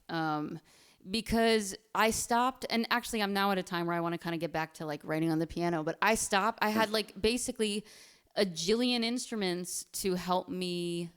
It's like its own instrument in a way, you know, like you're exploring in a different way. And so like, I'm not a drummer, but like hearing a beat and like playing around with that would inspire something else. And so it's freed me up to not think about like theory or like what things should sound like, and to just kind of play. And as a result, I mean, it's also taught me how to produce. Like I don't have to pay other people or rely on other people as much to like create a song, and it's just fun, honestly. I think anyone who's considered getting a DAW, like I don't know if you two use a DAW or have Ableton or what you use. I do, yes. I do use a DAW. I use Reaper personally, and mostly just because I've always worked in DAWs that were that style. I started in Cool Edit, which is years and years ago, and just progressed through, and so I always wanted something that worked more like a tape machine, basically. And I have been very curious about Ableton, but also I don't, as Sarah mentioned earlier, I don't write that way. So it's not great for me because I don't think in loops, I think in layers and sections. So it's harder for me, and that's where I'm so fast in Reaper now that I don't know that I would ever leave it. But I'm very, very, very interested in live looping as well, but it's also not my strength. And then you use a couple of different DAWs. You've been playing with Reaper lately, but talk about what you use too. Yeah, I used all types. I mean, I started using non-DAWs. Like I started just using sheet stuff like MuseScore and stuff like that, which, you know, does nothing production wise. But but then I was very interested in Cubase and stuff like that, but they're so expensive. That Ableton is quite pricey unless you catch it on sale. Cubase is like insane, dude. It's fucking stupid. But Ableton also comes with everything you need. If you get Ableton and you invest in it, Ableton comes with everything you need. It has the sounds, it has the plugins, it has you basically could just work off of core Ableton. And I know a lot of musicians that do that. I didn't ask this about you, but do you mostly work in core Ableton, or do you have other plugins or things that you use? Let me think about that. I do like a little bit of both. I mean, I use recently like the holiday sale. I took advantage of the neutron element isotope. They have like a whole bundle of stuff. I use isotope for everything, so I love isotope stuff.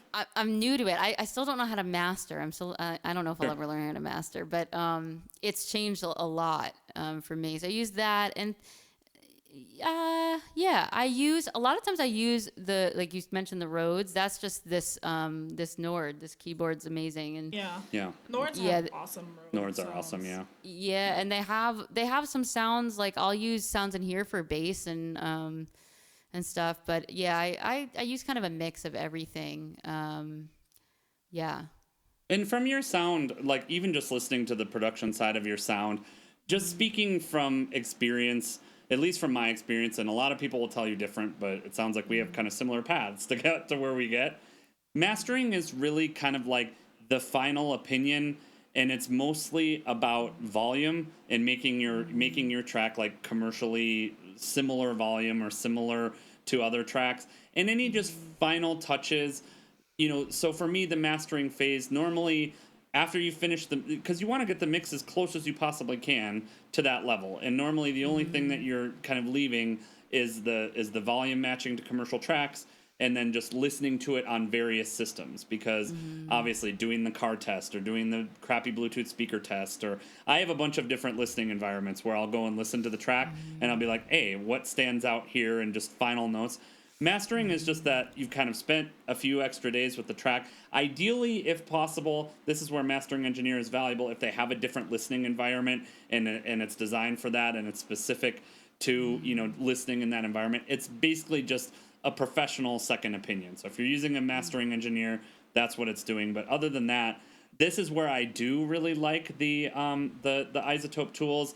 And again, a lot of people who are traditionalists will bitch about these things because isotope has the automation and they have the stuff that's like mastering assistant, and it'll get you like 90% of the way there. It is never as good as having a second opinion. If you can get a professional, obviously that's great, but I could never afford that. And for me, it was like, I don't make enough off my music, or it's not going to enough ears for me to do that. Like, I would love to do that eventually because I think it's good for that. But isotope will get you, just with their presets, will get you like 80% of the way there. And then everything else is just kind of your personal preference. So it's amazing for that stuff. It really is. I'd love to learn it eventually. For now, I have another woman in Philly who I know in the music scene, and we kind of help each other out, and I use her, and she's very affordable because she's kind of like a DIY, Yeah. And I love that too. Like for me, one of the first things, Sarah and I joke about this all the time. When I have a new song, I'm a person that I need to have a small group of people that are around me that I can send it to immediately. That I'm like, give me immediate feedback on this thing, because that's at the time when I'm like super hyped and super interested in it. And I know that it's not going to get released to the public for months, maybe even a year or more. Like, it's going to sit wherever it's going to sit. And I'm like, but I need the feedback now. Like, I need the person to tell me, does it sound good? Do they like it? Is it wherever? And normally by the time I'm at that point, it's good. And I think anybody that can do that, it's awesome, because just getting somebody to listen to it in whatever their environment is and give you whatever opinion. But that said, there is a downside to that, because sometimes you'll get like 10 different opinions on what's going on, and people you can't rely on other people. Oh my God, Northbound Matt is calling for the feedback jingle. I haven't played that in forever. Hold on, I have to take the break to play the feedback jingle. Is it still in here? Where is it? I have not played that in forever. Did I take it out? Here it is.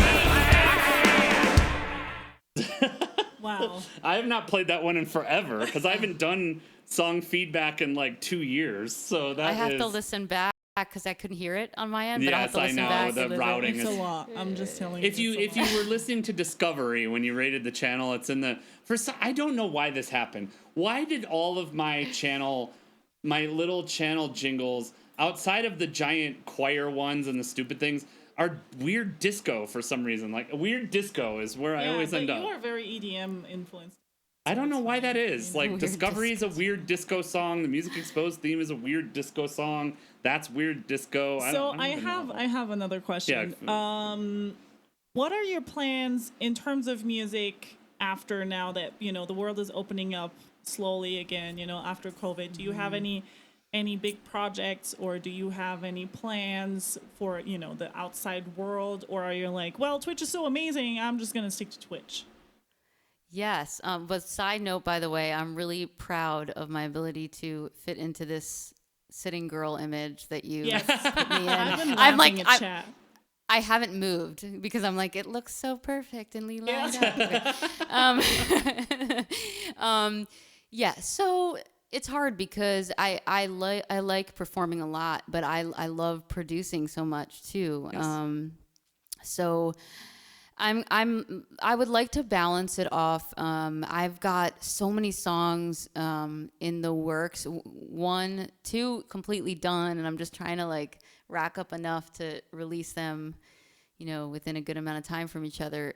So I'd like to just keep producing for other people too. I produce for other people. Yeah, I love it. It's so fun.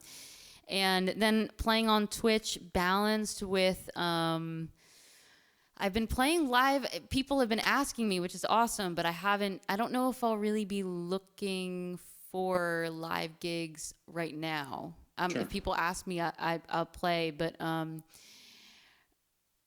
enjoying just being like with all these things around me in the studio and being able to like do what I want without, I'm like, why schlep everything and like drive, have to be there a half hour early and blah, blah. But it's good to like, I will do it to some extent because it is nice to play in front of people and have that energy. Yeah, absolutely. But it won't be my focus. Yeah. I think totally understand. So I want to ask about that. So obviously you mentioned you started on Twitch and started performing a few months before COVID hit. So what inspired you to start doing Twitch, and how have you found building a community, and how's that process kind of worked out for you?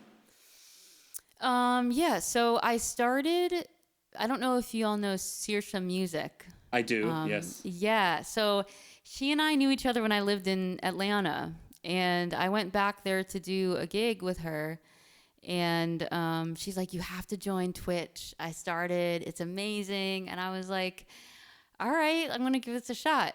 So it was her that convinced me. And the fact that I just always felt like I didn't find my people. I was like, I know I have something to offer, and I want to find my people. And so it was amazing to not have to cater to like some venue that to just do what I want in the corner of my room. You all know, how it is. So I'll be completely honest. It's tough because I am somebody that loves to stream and loves to perform, but needs like a break regularly. Yes. So it's hard. It got hard because I did it 3 times a week and gained a little following, but then, I wasn't streaming as much. Right. And so it's been hard to get, this is really helpful to be on here. So it's been hard to maintain a community, but I love it when I'm on there. I mean, it's just like hanging with people and, feeling from all over the world. That is the coolest part, I think. Yeah. Yes. So. Yeah. Do you ever find, and I'm curious to hear this because you mentioned you're also someone that likes to take a break every once in a while, and consistency is so important on Twitch because it feels like, we had to take a break because the internet where we were in Mexico wasn't allowing us to stream really. And so we didn't have a choice. And obviously that hurts you when you come back. It hurts not just from an income perspective, but also from a community perspective because people find somebody new. But do you also sometimes find, because you mentioned you do a lot of looping and creative stuff on your stream, but have you ever found those two things at odds, where it's like, I want to do studio time and I want to be creative, but when I'm on Twitch, I'm performing and I'm focused on the audience? Do you ever have, is that challenging to balance for you? Or do you find that it's easy to just go like, all right, this stream I'm in creative mode and I'm focused on the material, and then these streams I'm in performance mode? Or is that a balancing act for you as well? In a way, it's tricky, but I think what's really tricky is not balancing them, but more not worrying that, like, are people having a good time? Oh my God, 1% left. Oh my God, I had to like hide the count because I'm like, yeah, we do that too. Yes. I'm just like, oh my God, I'm boring. Cause I'm like, I'm not like, you have so many like really fun, higher energy people on Twitch. And I'm like, hey, this is me, like every time, I'm like, that's like all I got. One time I did try to do like a spinning wheel where like, if you land on a certain one, I have to take a lemon shot. And I took like 10 lemon shots that one stream. I was like, I'm not doing this again. But so I think it's more that I do find like staring at a screen and like, not like, I'm a very introverted person. So, I mean, I can totally open up on a stream, but it's just when I create, sometimes I'm like, oh, I messed up. And that's, like I get more in that part of my head when I'm on stream. And producing, like doing the looping, I always just think of it as like fun. They don't always end up turning into songs. Sometimes Sure, they do, but of course. so, but if I were to like produce, like bubble, like continue producing it, I couldn't do it on stream. Like I tried it once and I was like, Sure. too focused on whether people were like bored, because it takes me like an hour sometimes to like find the beat I like. You know what I mean? Like I'm like, Yep. are people into this? Like, so I just stopped doing that because The answer is a very small percentage of people are into it. Like I still do production streams too. Yeah. But it's like 10% of my normal audience hangs out for that. Yeah. And it's mostly the other streamers or musicians who are interested in that. That's Right. at least been my experience too. But you know what I have done, which was really fun for me too, is these like which I'm gonna keep doing because I also feel like, I don't know, it's just good to create a song in 1 hour or create a song. Sometimes I'm like, all right, create a song in an hour and a half. And it's like the pressure and everyone's like kind of, all right, and Yes. it's like, all right, we create a beat. We need lyrics. And it's really fun. And a couple of those I am going to like turn into songs. So, Oh, for sure. You yeah, should also, so if I you will do don't know those. her, the other streamer that you should meet or hook up with if you don't follow her is Kat McDowell. If you don't know her, she Okay. does a songwriting challenge with other streamers where they do that, and I think it's 22 minutes or so. It's a random number. It's like 22 minutes or 24 minutes, and you work together with her. And she's hosted a lot of people who have been on this show have worked with her, and I think she's invited us both as well. But she is pregnant right now, so I don't know what her schedule Yeah. is. But she does that, and I know it's worked really well for her. So I think that's an amazing idea of doing that. So if you guys don't know her in the chat, Yeah. shout out Kat McDowell. I'll post that in a In second. terms of because you said you're an introvert, I'm also an introvert, and I feel like Twitch, and I've become kind of like more of a just chatting and meme streamer, which is interesting because as an introvert and before when I was on stage and stuff, I would talk a little bit but not too much. But now I'm prolific at talking. Like I just talk and talk and talk, and people apparently love that. And I feel like that is going to help me a lot when I go back to gigs and tours, where like I can just crack stupid jokes, and once people like start to understand the humor or like the way my shows go, that they will love that. Do you feel like Twitch has taught you a little more, opening up and being talkative between songs, etc.? Yeah, for sure. It's loosened me up a lot in like every way. In that way, even like when you talk about the consistency, the good thing about the consistency too, from like the just musical standpoint, is like you just get used to like, okay, I'm playing. Like it's not all right. A performance, you're just like, all right, I'm going on. So you just kind of get used to hanging and talking. Yeah, like I do feel like it's helped. I guess we'll see though when I play some live shows. I think it will be different, but I think it kind of, because people want talking, you know? Yeah. They want you to talk to them, because otherwise they will just watch a YouTube video or something. Yeah. You know? Wait, can I ask you a question? I'm curious. Of course. Do you two find it easier, I guess for both you, to stream together versus solo, to have somebody there with you? You can answer that first. So I'm an animal of habit, basically. So it's like, if I'm used to streaming alone, I am more comfortable alone. And then when somebody else or a different energy or, you know, just a different person comes in, it's strange at the beginning. But then when I get used to it, after that, if I have to stream alone, I'm like, oh, fuck, what am I going to do now? Like, I'm not entertaining alone. So it's legit a thing. Like, whatever I'm used to. Right now, I'm used to streaming with him. And every time I think about streaming alone, which I've done for almost 3 years, streaming alone, I'm like, oh, man, I don't know what to do. Like, what am I going to do without him on my channel? Like, I'm so, like, I don't have any ideas. So for me, it's actually a thing of habit. Yeah. It's like what I'm used to.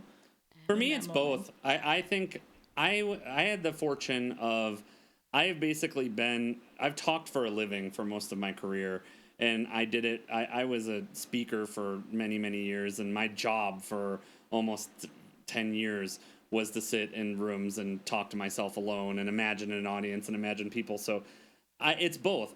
There are things about streaming with Sarah or anyone else, because it changes, as she mentioned, it changes the energy a lot, and it does make some things easier. But I'm a crazy perfectionist, and in my mind, I have a routine. So, like, great example, I've told the story a lot because it's so present to what's going on, but lost interface last week, lost a key piece of gear in my studio, which that sends me into mental hell. Like, for me, it's Sarah's watched me fucking crumble because it's like, I need my setup, and it's like every part of my stream is so fucking designed. And I'm different than other streamers in that regard of, like, my stream is choreographed, it's designed, camera changes are happening, audio changes are happening, instruments are getting muted and unmuted.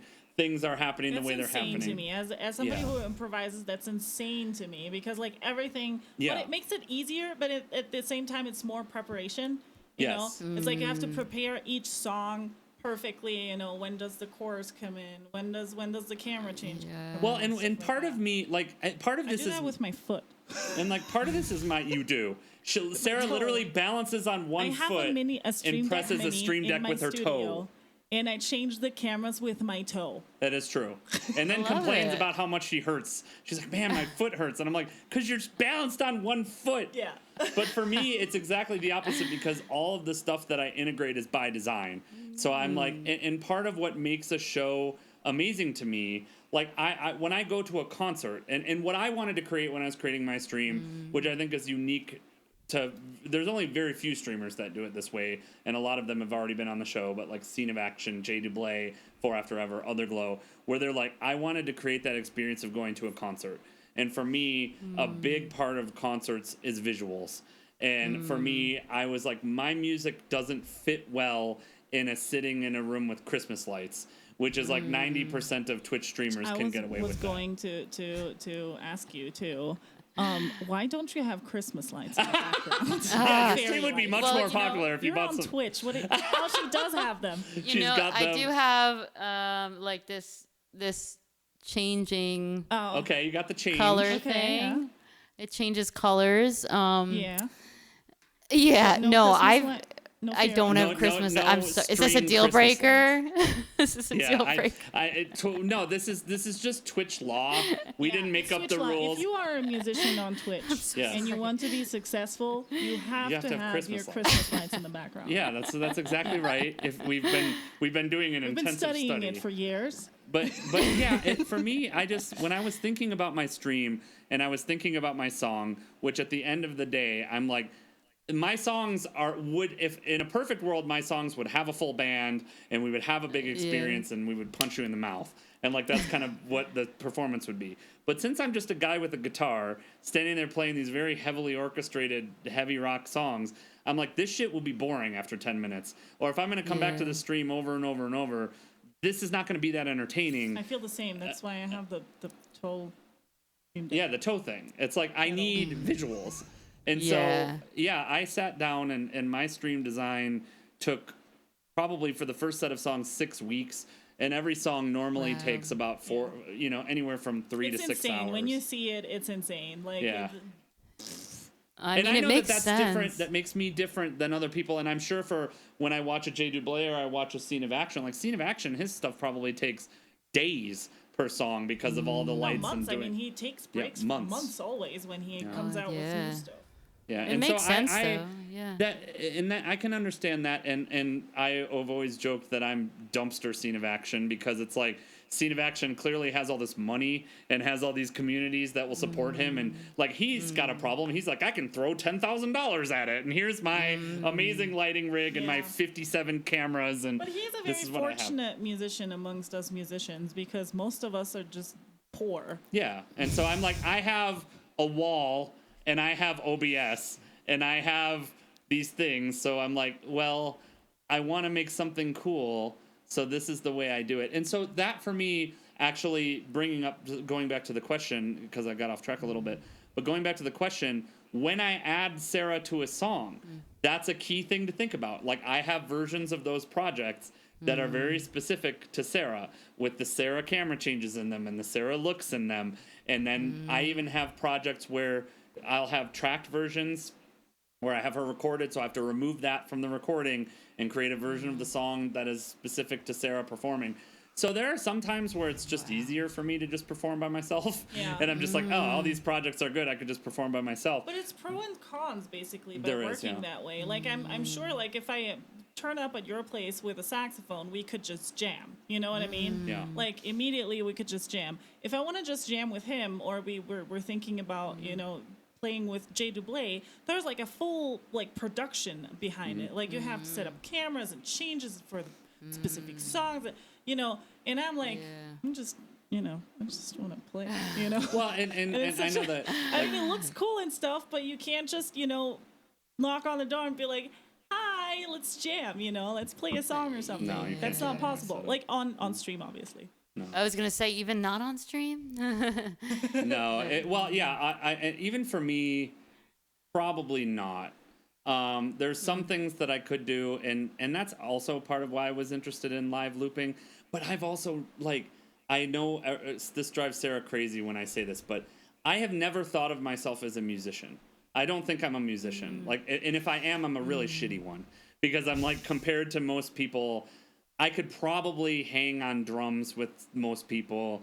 I'm a mediocre guitarist. I'm an even more Yeah, but you're a mediocre great keyboardist. songwriter, though. And I'm a singer. But yeah, I think of myself as a songwriter first. And it's like, musician is normally like third or fourth in the line, which I know that is not most people. Most people are like, they go through this process where at 5 years old or something, or whenever they're a teenager, someone's like, hey, you should learn piano, or you should learn drums, or you should learn guitar. And for me, I was never like that. I was always like, I want to write songs. I would fill notebooks as a kid. Like, I have a song that I occasionally play that has lyrics that started when I was like 9 years old or something, or 10 years old. And I was like, oh, I like these lyrics. And that was always how I did it. I was just like, That's actually a question that I have for Lia. So Yeah, go, do you how wait, did hold you- on. What? It's overtime. She's like, what the It's an overtime question. Sorry, we're past the. It's delayed. Whenever we go past the 4 o'clock or the 7 o'clock time Eastern, it becomes overtime. So What was your first contact with music, actually making music? Yes. Playing some, on an instrument or something like that. On an instrument. So we had a piano. We had a piano in our house growing up, even though nobody played it. Think about it. Seems very common. Yeah, it looks nice. New Jersey suburb house. That seems common.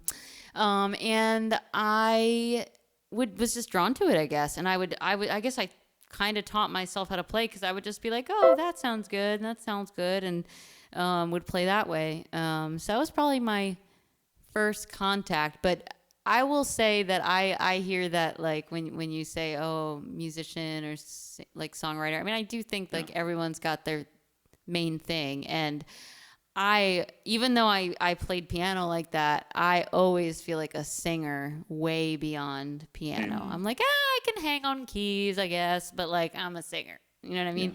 Yeah. So I feel that. I feel like everyone's got, their strong suit in that way. Yeah. Yeah, I love that. I have another question. This Please? is one of my favorite. Another overtime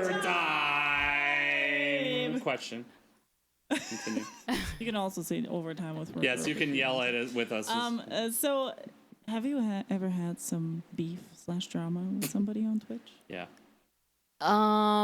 Yes, actually. Oh, yes. Beef. So this doesn't count as just like a jerk in your stream and they leave or something, right? You just like mean like actual drama. Like, okay. Yes, drama. Yeah. One time, I'm actually curious your thoughts on this. I've been streaming for like 6 months, so I knew like a good amount of stuff, but I'm not like, I don't know like all the ins and outs and like the rules and like, how you're supposed to act. So I went into someone's stream and I was trying to like support and I was like, wow, great music. I don't even remember his name, to be honest. Yeah. And I used one of my emotes, and it was, I wasn't like, go to my channel or anything. Yeah. I was like, awesome job. And he was like one of my emotes, and he was like, he stopped what he was doing and was like, is that one of your own emotes? It's kind of funny when I think about it. I'm like, I was like, oh my God. Emote? How dare you? I got so nervous. I'm like, oh, and I was like, I'm so sorry. Like, I'm not trying. And they were like, he was like cursing at me. He was like, he got his whole audience to like, oh my God. to like go against me. I was like, oh my God. And then he kicked me out. And then, then he went on someone else's stream because they do like a chat kind of thing like you two do, I guess. Sure. And he was like, I had this instance with a streamer. What do you think? Is this like, I was like, and I just reported him because he was also a part of some like charity thing. And I was like, do you want this person being a part of, it was like a mental health charity thing. I was like, this person was so mean to me. I was like, I was not trying to do it. Like, and then since then I've never used one of my emotes in somebody's stream. I was like, oh God, that is so silly. That is so silly. I'm like, oh my God. And of course all of his people backed him and were like, of course. Yeah. Well, that's I wish you knew their name so we could blast that person. I have ideas of who that could be, but we talk about this a lot. Actually, that's why we like to ask this question, because both Sarah and I are kind of the outcasts of the Twitch music community. Because I'm always a person that says, I don't think the Twitch music community exists. I think that there's a music category, and I think that there are some people that gravitate to certain cliques of music people, and a lot of these cliques tend to be very high school. We bring this up before of like, oh, well, there's this circle of people, and then there's this circle of people, and then there's this circle of people. And I'm always a person that even back in high school was like a clique buster or just didn't participate in that stuff or made fun of people who did that. Yeah. And so for me, first of all, that's totally stupid and ridiculous. But I saw like a Twitter conversation about this a few weeks back about somebody being like, actually complaining about that. And it's so stupid. It's so stupid. Even if you say you're a streamer and you're hanging out in that chat for a long time and stuff, and you're like, hey, and they're talking about like streamer related stuff, and you're like, hey, I can relate to this because I'm a streamer too. Because you think you want to have a conversation, right? Yeah. Like, and then they say, oh, you're self-promoting, get out of here. It's like, what the fuck, dude? Do you want to have a conversation, or do you just want to be an asshole? Like, I was so upset at first, but like now, anytime I mention it, all I do is like laugh because I'm like, I can't even say it without like it's what so instrument did they play? Stupid. I think he played guitar, and the funny thing was on the like post stream where they talked about it. They talked for like a good 20 minutes about like, well, did she enter with a raid or like did she? I'm like, come on, like get a life. It's an emote, like really. No, this is ridiculously stupid. But this is the thing again. One thing that Sarah and I talk about on this a lot, and that I personally believe a lot, is that Twitch attracts a very particular type of personality. The people that can be successful or that build communities or that perform on Twitch tend to be people that don't understand that in the real world, when you go out and play gigs, if you act like that, you're not going to get booked places, or Yeah. the word is going to get out, or it's going to Yeah. mess up your reputation. But on Twitch, because everything is its own little bubble, and you can live in those little bubbles or have your little communities, like you would never be able to pull that off in a real relationship setting. Like people, would be Yeah. like, you're being dramatic. Like that's Yeah, ridiculous. like, hey, how about, hey, at Lia Menaker, or just saying, hey, Yeah. hey, Leah, you know, thanks, but like, I'm just not into that, like sharing other people's emotes on my channel. Cool. I would have Yeah. never done Even it. then, Like, it's you know like, you're dumbass. This is so dumb. I would never have do left. that I would have been like like, okay, yeah. that. No, I never. remember rating somebody. Don't remember his name. I don't remember his name. But somebody recommended him to me. Yeah. One of my mods was like, "Hey, want to raid this person?" I was like, "Sure." So we raided him, and he was like, "Oh, cool. You know, so what do you do?" And I was like, "I'm a saxophonist." And he was like, "Oh, I play the saxophone really well. I have a saxophone right in the back of right there." And I play it sometimes on stream, and the whole chat was like, yeah, awesome. Like, play it. Especially because he was like very adamant about doing it well, you know? And I was Yeah. like, right. Let's see it. Literally, Sarah will berate people on the streets about their saxophone playing. I will. Yeah. I'm such a typical, terrible jazz asshole in that sense. It's horrible. But anyways, he was like, I was obviously friendly. And in chat, you know, and he was like, "Oh yeah, I play it really well, and I play it sometimes, but I'm too lazy to get the saxophone." And like after a raid, you know, and everybody was like, "Okay, cool, well, bye then." Bye. You know? Like, but that's like the same type of energy, you know what I mean? It's just so silly because any of that stuff in the real world would get you blackballed. Like, Yeah. people would call you a drama queen. People wouldn't want to work with you. People wouldn't want to play with you. It's like you don't get shots like that. And yes, there's a whole other host of issues that come with, like, real music scenes. Like, Alana Maddie talked about that on her stream. Yeah. Like, the drama that starts up in those cliques. But the drama on Twitch, I guess in the scheme of drama, is pretty low because it doesn't revolve around people that are too high to perform or Yeah. people that are, you know, messing with people in a way they shouldn't. But the drama tends to be very childish for that reason, Yeah, which is like why we like to hear the using stories. Your own emote. It's Leah. Please use your own. Please emotes use in your own other emotes people's in chat. Please come into please my do it. chat. Please Because- come into my chat and promote yourself. Yeah. Be like, hey, I have this new song, and I'll be like, amazing. Like, I think the yes. first thing I think one of the first things you should do from now on is like when you go into somebody's chat, you're like, "Hey, hi, I'm new here. Oh, this is so cool." And then you have a little bit of conversation, and then you just spam your You emotes. spam- And if the Spam my person is like, "Please stop that," you unfollow them and say, "Hey, you're an asshole. Get off of Twitch, fucking dumbass." See, that's Sarah's trying to get. That sounds like start really some- good advice. Yeah, but it's actually true because then you avoid getting, you know, starting to like the wrong people or people that are actually assholes, you know? I just don't have time for that. And there are people that I've even been pretty big supporters of that inevitably would do something douchey. And I guess I'm old enough, like I'm old, so I'm just like, I don't care about this. 99%, we'll do it. We'll do it. We haven't done this on a Music Exposed in a while. Well- I haven't busted out on Music Exposed. Listen, everyone that's watching, you're all gonna die. and what you think is important isn't really that important. And if you're wasting time on things that are this trivial, you should probably be doing something more productive with your time. And Yes. where's the fedora? Oh, I don't have the. Here, I have a lei. We'll put the lei on. Listen, I'm very festive in telling you that you're going to die, and everyone watching this will die someday. No, and the reason I say that is not to make people sad. It's that most of what we think is important in the grand scheme of things is not actually that important, and that you should focus on things that are important. Like for me, it's very important to me. Like even Sarah laughs at me sometimes because today I'm throwing together the bulletin board last minute. And I track the bulletin board all the time. Whenever I see new releases on Twitter or any of that stuff, I'm doing that. And Sarah will laugh at me. She's like, "No one gives a fuck about the bulletin board, Ken." Like, it's so stupid. And I'm like, well, No, I give a fuck I want about to continue the bulletin the bulletin board because you know what it does actually do? And this is honesty 100%. It makes the people that release the songs feel good, but actually nobody in chat cares. Like, please tell me in chat, how many of you Oof. have actually listened to every single song he has Name every song that's ever name been on the every bulletin song board. on the bulletin board ever.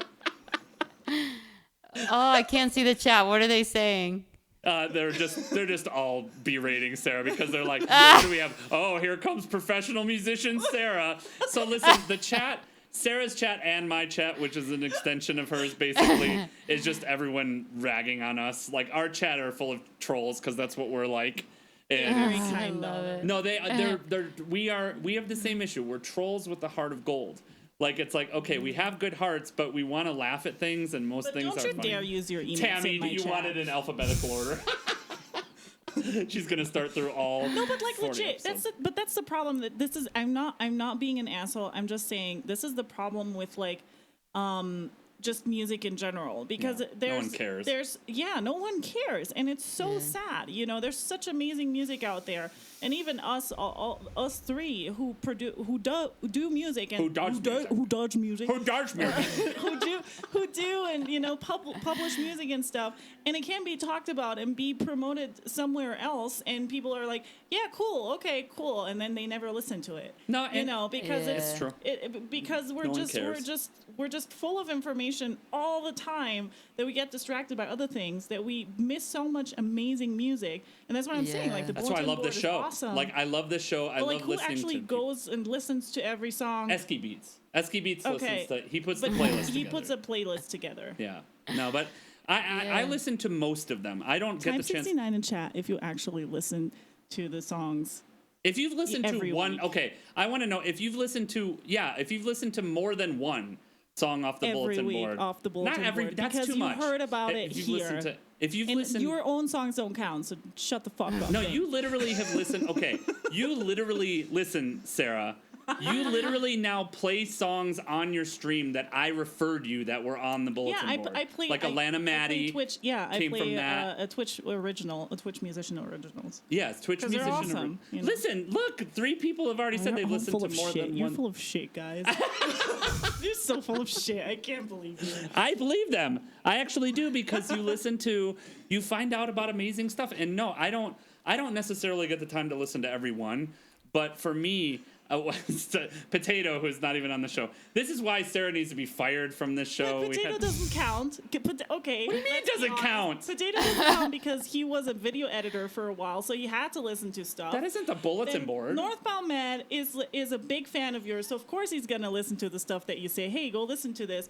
And Tammy is just too nice not to type 69. So Oh, wow. Wow. Sarah ruining the viewership of Music Exposed. She's like, listen, all of you are liars and don't actually listen to the music. No, it's a passion project for me. I know that for me, the reason I care about it is obviously I have been releasing songs for 20 years that no one gives a shit about. And I'm familiar with that feeling of like, here's this amazing thing that I put months and months of work into, and you release it and no one cares, or you get 4 it's streams. so sad. I And think you it's even so mentioned sad. it. I don't know or care what your numbers are unless you want to share them. But for me, like one of the most disappointing nights of my life was like the week after the EP came out, and I'm literally spamming like buy my EP, and I put months and months of work into it, and it's like. Yeah, I think the most listened to song I have on Spotify still is at maybe like 200 streams or something like that. Like, and that was working my ass off to get that It's tough. going. That's And why yeah. Go, sorry. ahead. I was No, just go say ahead. that's why it takes everything in my willpower not to release the song that I finished that I'm like really excited about, but I'm gonna wait until I have like 8 songs because like consistently releasing like every 8 weeks is part of Yeah. it, so that like you can Yeah. trick the algorithms. And I mean now I'm trying to spend time like there's this guy Muse Formation on YouTube, and Yeah, I he know has that like guy. a whole Oh yeah, okay, I didn't know. Yeah. He's got like a whole strategy. I'm like trying to follow and not like just release things because it is the most depressing thing. You're like, this song is so good, and then it's like 1 listen. You're like, what? Yeah. No, it's exactly Yeah. true. Like the night my EP came out, I think I might have had 10 streams. And the funny part is I know for a fact my most listened to song is mostly because of one person. And I can name who that Yeah. person is. Everybody in chat who knows Clayton James Hicks, who is a fan of Dora, Existence 130, listened over and over and over, I think, to Darkest Moon of Midnight. Oh. And Darkest Moon of Midnight is still, I think, you and I are up there, But he spammed that, and then International Matt Space is Bacon. butthurt. I'm sorry. He is, Matt. and then You International. know I'm joking. Don't take it seriously, guys. International Space Bacon, who put together a playlist of my songs and is like a super fan of the music and needed music for a stream, is responsible for like, I think those two guys are like 50% of my Spotify listens. And I remember it was just like, as a songwriter, you have to enjoy it. Because if you, and I've also done a lot of that. Like, I think I had read Ari Herstrand's book. I don't know if people who know him, he has How to Succeed in the Music Business. And I've listened to a lot of those gurus. I've watched so many Harris Heller streams. I from that business too. So like the guru business. So I've watched a lot of them because I'm curious about what they're doing. And at the end of the day, you know, the biggest, it comes down to the same shit it comes down to in every other business. Imagine taking Harris Heller advice. Jeez, shots fired. Okay, anyway, Muse Formation is a good channel, and I'm in a mood today. I'm sorry. that's fine. Harris Heller, yeah, he comes off as a certain kind of guy. Like, I'm not gonna lie about that, but I don't know him. Yeah, you're not missing much, but I'll say the same thing. Like, I will say, all right, I will say this. Here's the thing.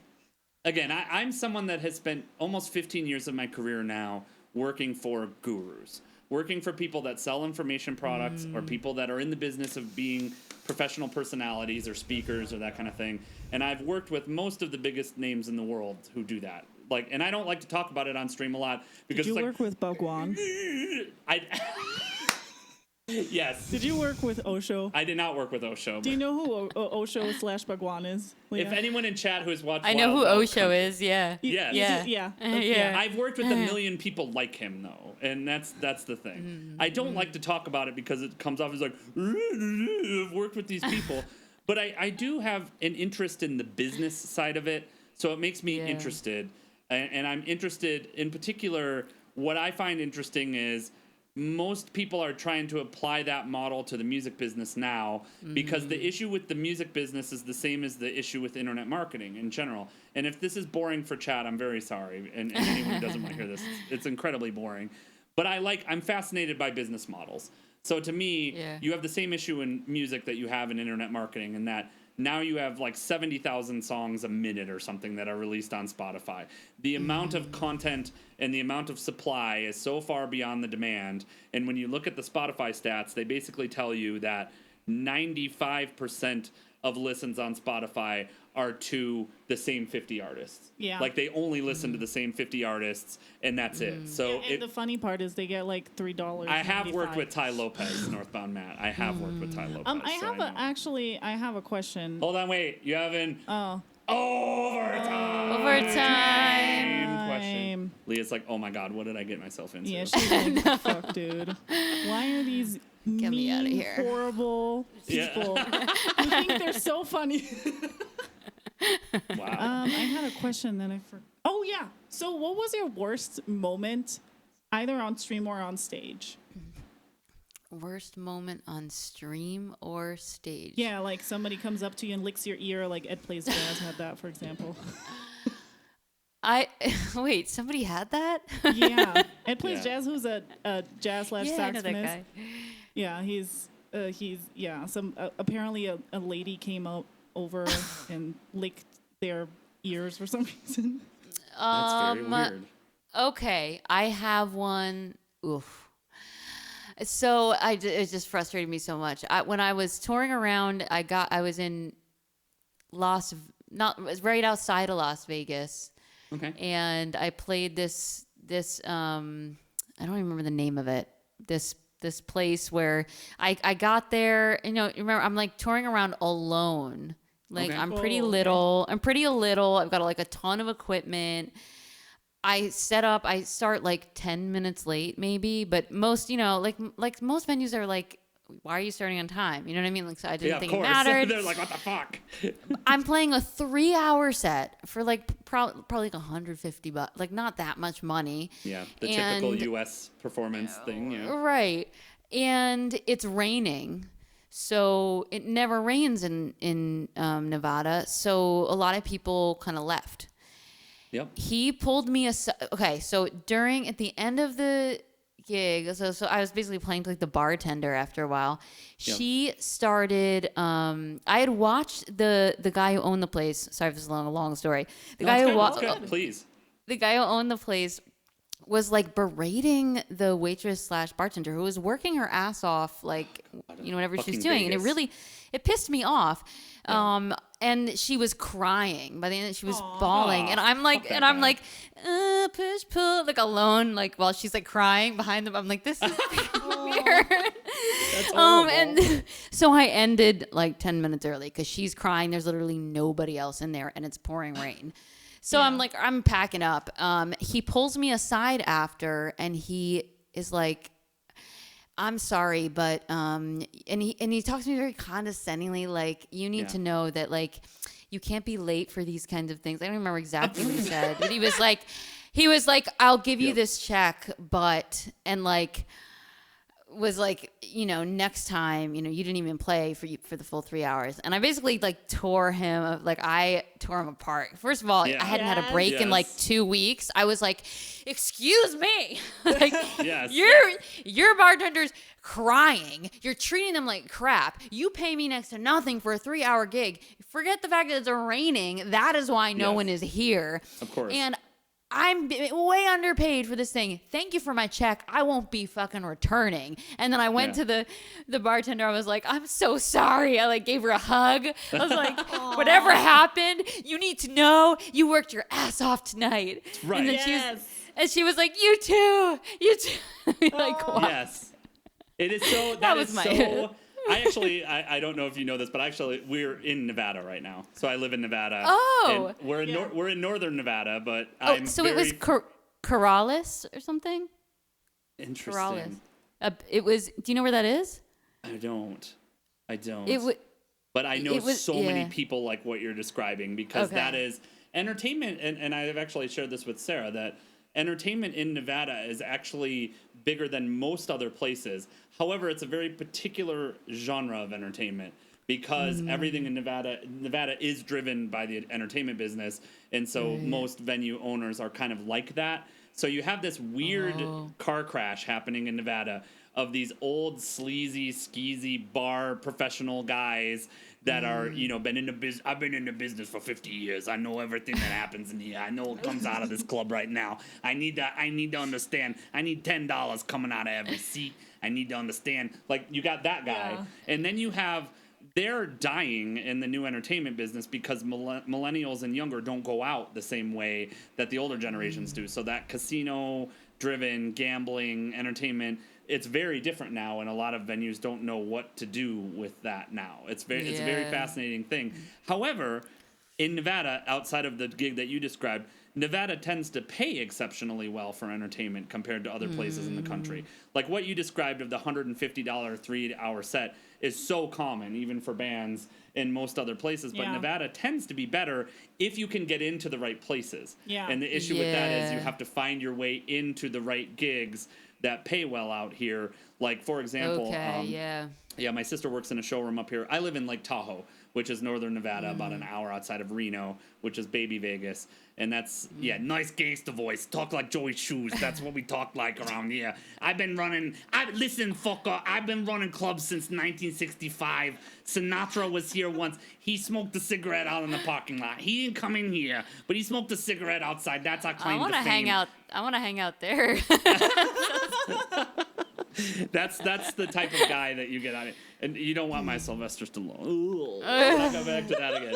Oh, but I'm known for my impressions. On Music Exposed. I'm known for my impressions, but that's amazing of you to do. And the fact that you have self-respect as a musician is actually rare. And this is the issue I think that most musicians, even on Twitch, we're dealing with this a lot. You have competition and you have a lot of people who don't respect themselves or they're just happy to be here. Like, I'm just happy to be here. I'll pay for this stage or I'll pay for this gig. And that's the whole reason you have gigs in LA and New York and all these places that literally force the musician to pay. Like, all these venues suck so much at promoting their artists and their venue that they're basically expecting the musician to bring in their own crowd and to be their own marketing That's so and that weird. kind of thing. Like the it's gigs ridiculous, where you have that. to sell the tickets. yeah, you do. I actually was at a gig recently with a band that I really like. I know a few indie bands That's that such a tour right weird now. model. And Yeah. I was watching their opening band scurry around the street with their dad trying to sell. They were literally busking and trying to sell tickets to passersby in Boston. Because that was how the gig worked. If they didn't sell a certain amount of tickets, they weren't going to get paid. Yeah. And so it's like, this is so... The music industry has obviously Yeah. always been a bullshit business that's run by horrible people. Yeah. And Twitch, what I Yep. do love about it is that Twitch democratizes it to some extent. Like, everyone will talk about the benefit of democratizing music, like Spotify and all these companies. But I hate all these companies, and Twitch included to some extent, because I think Twitch is horribly managed and takes too much. 50, like, I love the fact that Facebook is firing at Twitch right now by saying we're not going to take anything. Like, they really believe, like, if we give 100% for the next 2 years to the streamer, that more streamers will come over. I am sad that I'm won't actually happen. thinking about like It's streaming interesting. a little on Facebook It's interesting. and YouTube at the same time because of that. Because 50% is so much Yeah. to take from the artist. And then Spotify will sit there and tell you that there's no money in music and pay artists 0.0005 cents a spin. I so was that it just takes- gonna say that. Yeah. I did a whole I was a part of this little documentary thing where the main question was, is there money in music? Is music a commodity? And I couldn't believe how many people were like, no, and there's no money in music. And I'm like, Yeah. there's plenty of money in music, Yeah. but Yeah. the execs at Spotify are getting it all. Like, Right. Yeah. Exactly. Yeah. Spotify's a multi-billion-dollar business, and they'll be like, yeah. "Oh yeah, and music doesn't make anything." It's like, yeah, okay. we need to unionize. I agree. I agree with that. And you know who this goes back. If you have never watched this show before, people should go back and watch the Ed Plays Jazz episode of the show The where one that got the woman with licked ear? the licking ear, but Licking ear guy. he is very passionate about that. I actually really appreciate that. They are launching a business right now called Better Music Education, where they're really passionate about paying artists. I'm excited for that. I love that, awesome. actually, and I love people who do that. But first of all, thank you, Leah, so much for going Yes. way over time with us. This We was really fun. appreciate you, and this has been Amazing. I amazing. really enjoyed You're a your song. fantastic Thank artist. If you you. guys !guest, I'm going to type it in. Please give Leah a follow. She, as you mentioned, please when you have your new release ready to go, let us know, and we'll post it will. On the even though Sarah bulletin flames board. the chat, I'll post it on You the know, bulletin there were board that 3 no one pays people in attention chat to. who said they listened to it, so you I better will- fucking listen to it, guys. Yep, we're counting on you. But if you don't, I will come in and spam your chat with Please do. emotes Please spam and your emotes and your links. Now, I will say this. I'm willing to put out on the line. I don't know that there is another streamer who is as obnoxious as I am about shouting out other streamers. So when I find out that you're a streamer in my chat, you get a horribly obnoxious song and dance and introduction and shout out. Like, I literally have a song for shouting out people that plays every time they do that. So I personally... looking forward to that. I love anyone that is working on original music, and my goal, even for this show, but in general with my channel, has been to try to create a venue that supports original artists, because most of what is popular on Twitch, or what is the Twitch music community, are 99% cover artists. And while I respect that and think that's amazing, I really want to see more original music on Twitch, and I want to see more people who are doing that. So anybody Yes. that's releasing stuff, that's why I actually like doing the bulletin board. Although, just like anything, it stresses me out sometimes, and people don't respond, and I don't have a good list every week, and I try to stay on top of it, and it's a giant pain in the ass. But at the same time, I'm very proud of the fact that you can go back to episode 1 or 2, and you can find 5 to 10 new releases from Yeah. streamers every week. Or like this week, we were able to promote that Thomas Frank, who's here, is doing lessons now and things like that. Or Sunfire. Or Sunfire's doing lessons. And I love that, because the whole reason it's called the bulletin board is because normally the way you would find out about all these things is to walk into a music store, or to walk into a laundromat, or to go somewhere in your community. Man. And there was the bulletin board that says, oh, here's my flyer, and that's how you'd find out something was going on. And so that's what I really try to do. I just realized something with this, with the lessons thing. I feel like Twitch was good for musicians up until a few months ago, and now with the whole like DMCA stuff and Twitch it's a whole other not ball of buying wax. licenses and not figuring their shit out with that. Yeah. I feel like it's Twitch is becoming for musicians just like it was or is in real life, Yeah. where they have to resort to lessons, to teaching. Of course. Which, you know, most of my colleagues are, you know, teach. Same with my family. My Yeah. family is like that too. I teach too. Yeah, Yeah. exactly, because you don't make enough money with gigs nowadays. And on Twitch, it's starting to be that way too, which Yeah. Twitch normally, up until now, was like a good place to, you know, be I able think it to still only do is, but I gigs also think / that performances. I also think that just like in real life, Twitch has become just like real life. It's the same. That most people in real life, you know, I always like to use that Friday night example. On a Friday night, where will you find more people? Will you find them at a cover band that is playing all the hits, and there's, you know, 1,000 people in the room who have come to dance to the songs that they all love and know and want to request? Or will they be at the indie band show that probably has 50 people and it's in a Yeah. shitty venue and they have 2 types of beer and they both suck and are hot and it's shitty? You know, most people are going to be watching that cover band, and Twitch, the community tends to operate the same way. Yeah. They want you to play the hits, and That's the people why, that make the let's most money be honest, do that. that's why I kind of like that Twitch doesn't, which is sucky. And I'm saying this as somebody who Yeah. is who is an instrumentalist. So I don't play don't that have- many originals. I don't play that many. Normally, I play over other people's music. So I'm saying this as somebody who, you know, is affected by this too. Yeah. But I kind of like that because of that, you know, that part of Twitch, that you can't really play covers live anymore. Yeah. You can, but you have to delete the VOD and whatever. Right. But that kind of pushes the original artist more, and I kind of like that. You know. Yeah, I do like that. I think that's a positive turn in all of this terrible conundrum. Yeah, I agree. True. You know. But let's let Leah have her time back, and we have a birthday to go celebrate as well. Yes, but Think- Leah, please tell us before we let you go. Exactly. Tell us where we can find you, what next things you have. Tell us everything that you before you know. Tell us your last Yeah. I think everything I'm on is like at Lia Menaker. So Instagram and Facebook I use the most. I suck at Twitter. I really suck at Twitter.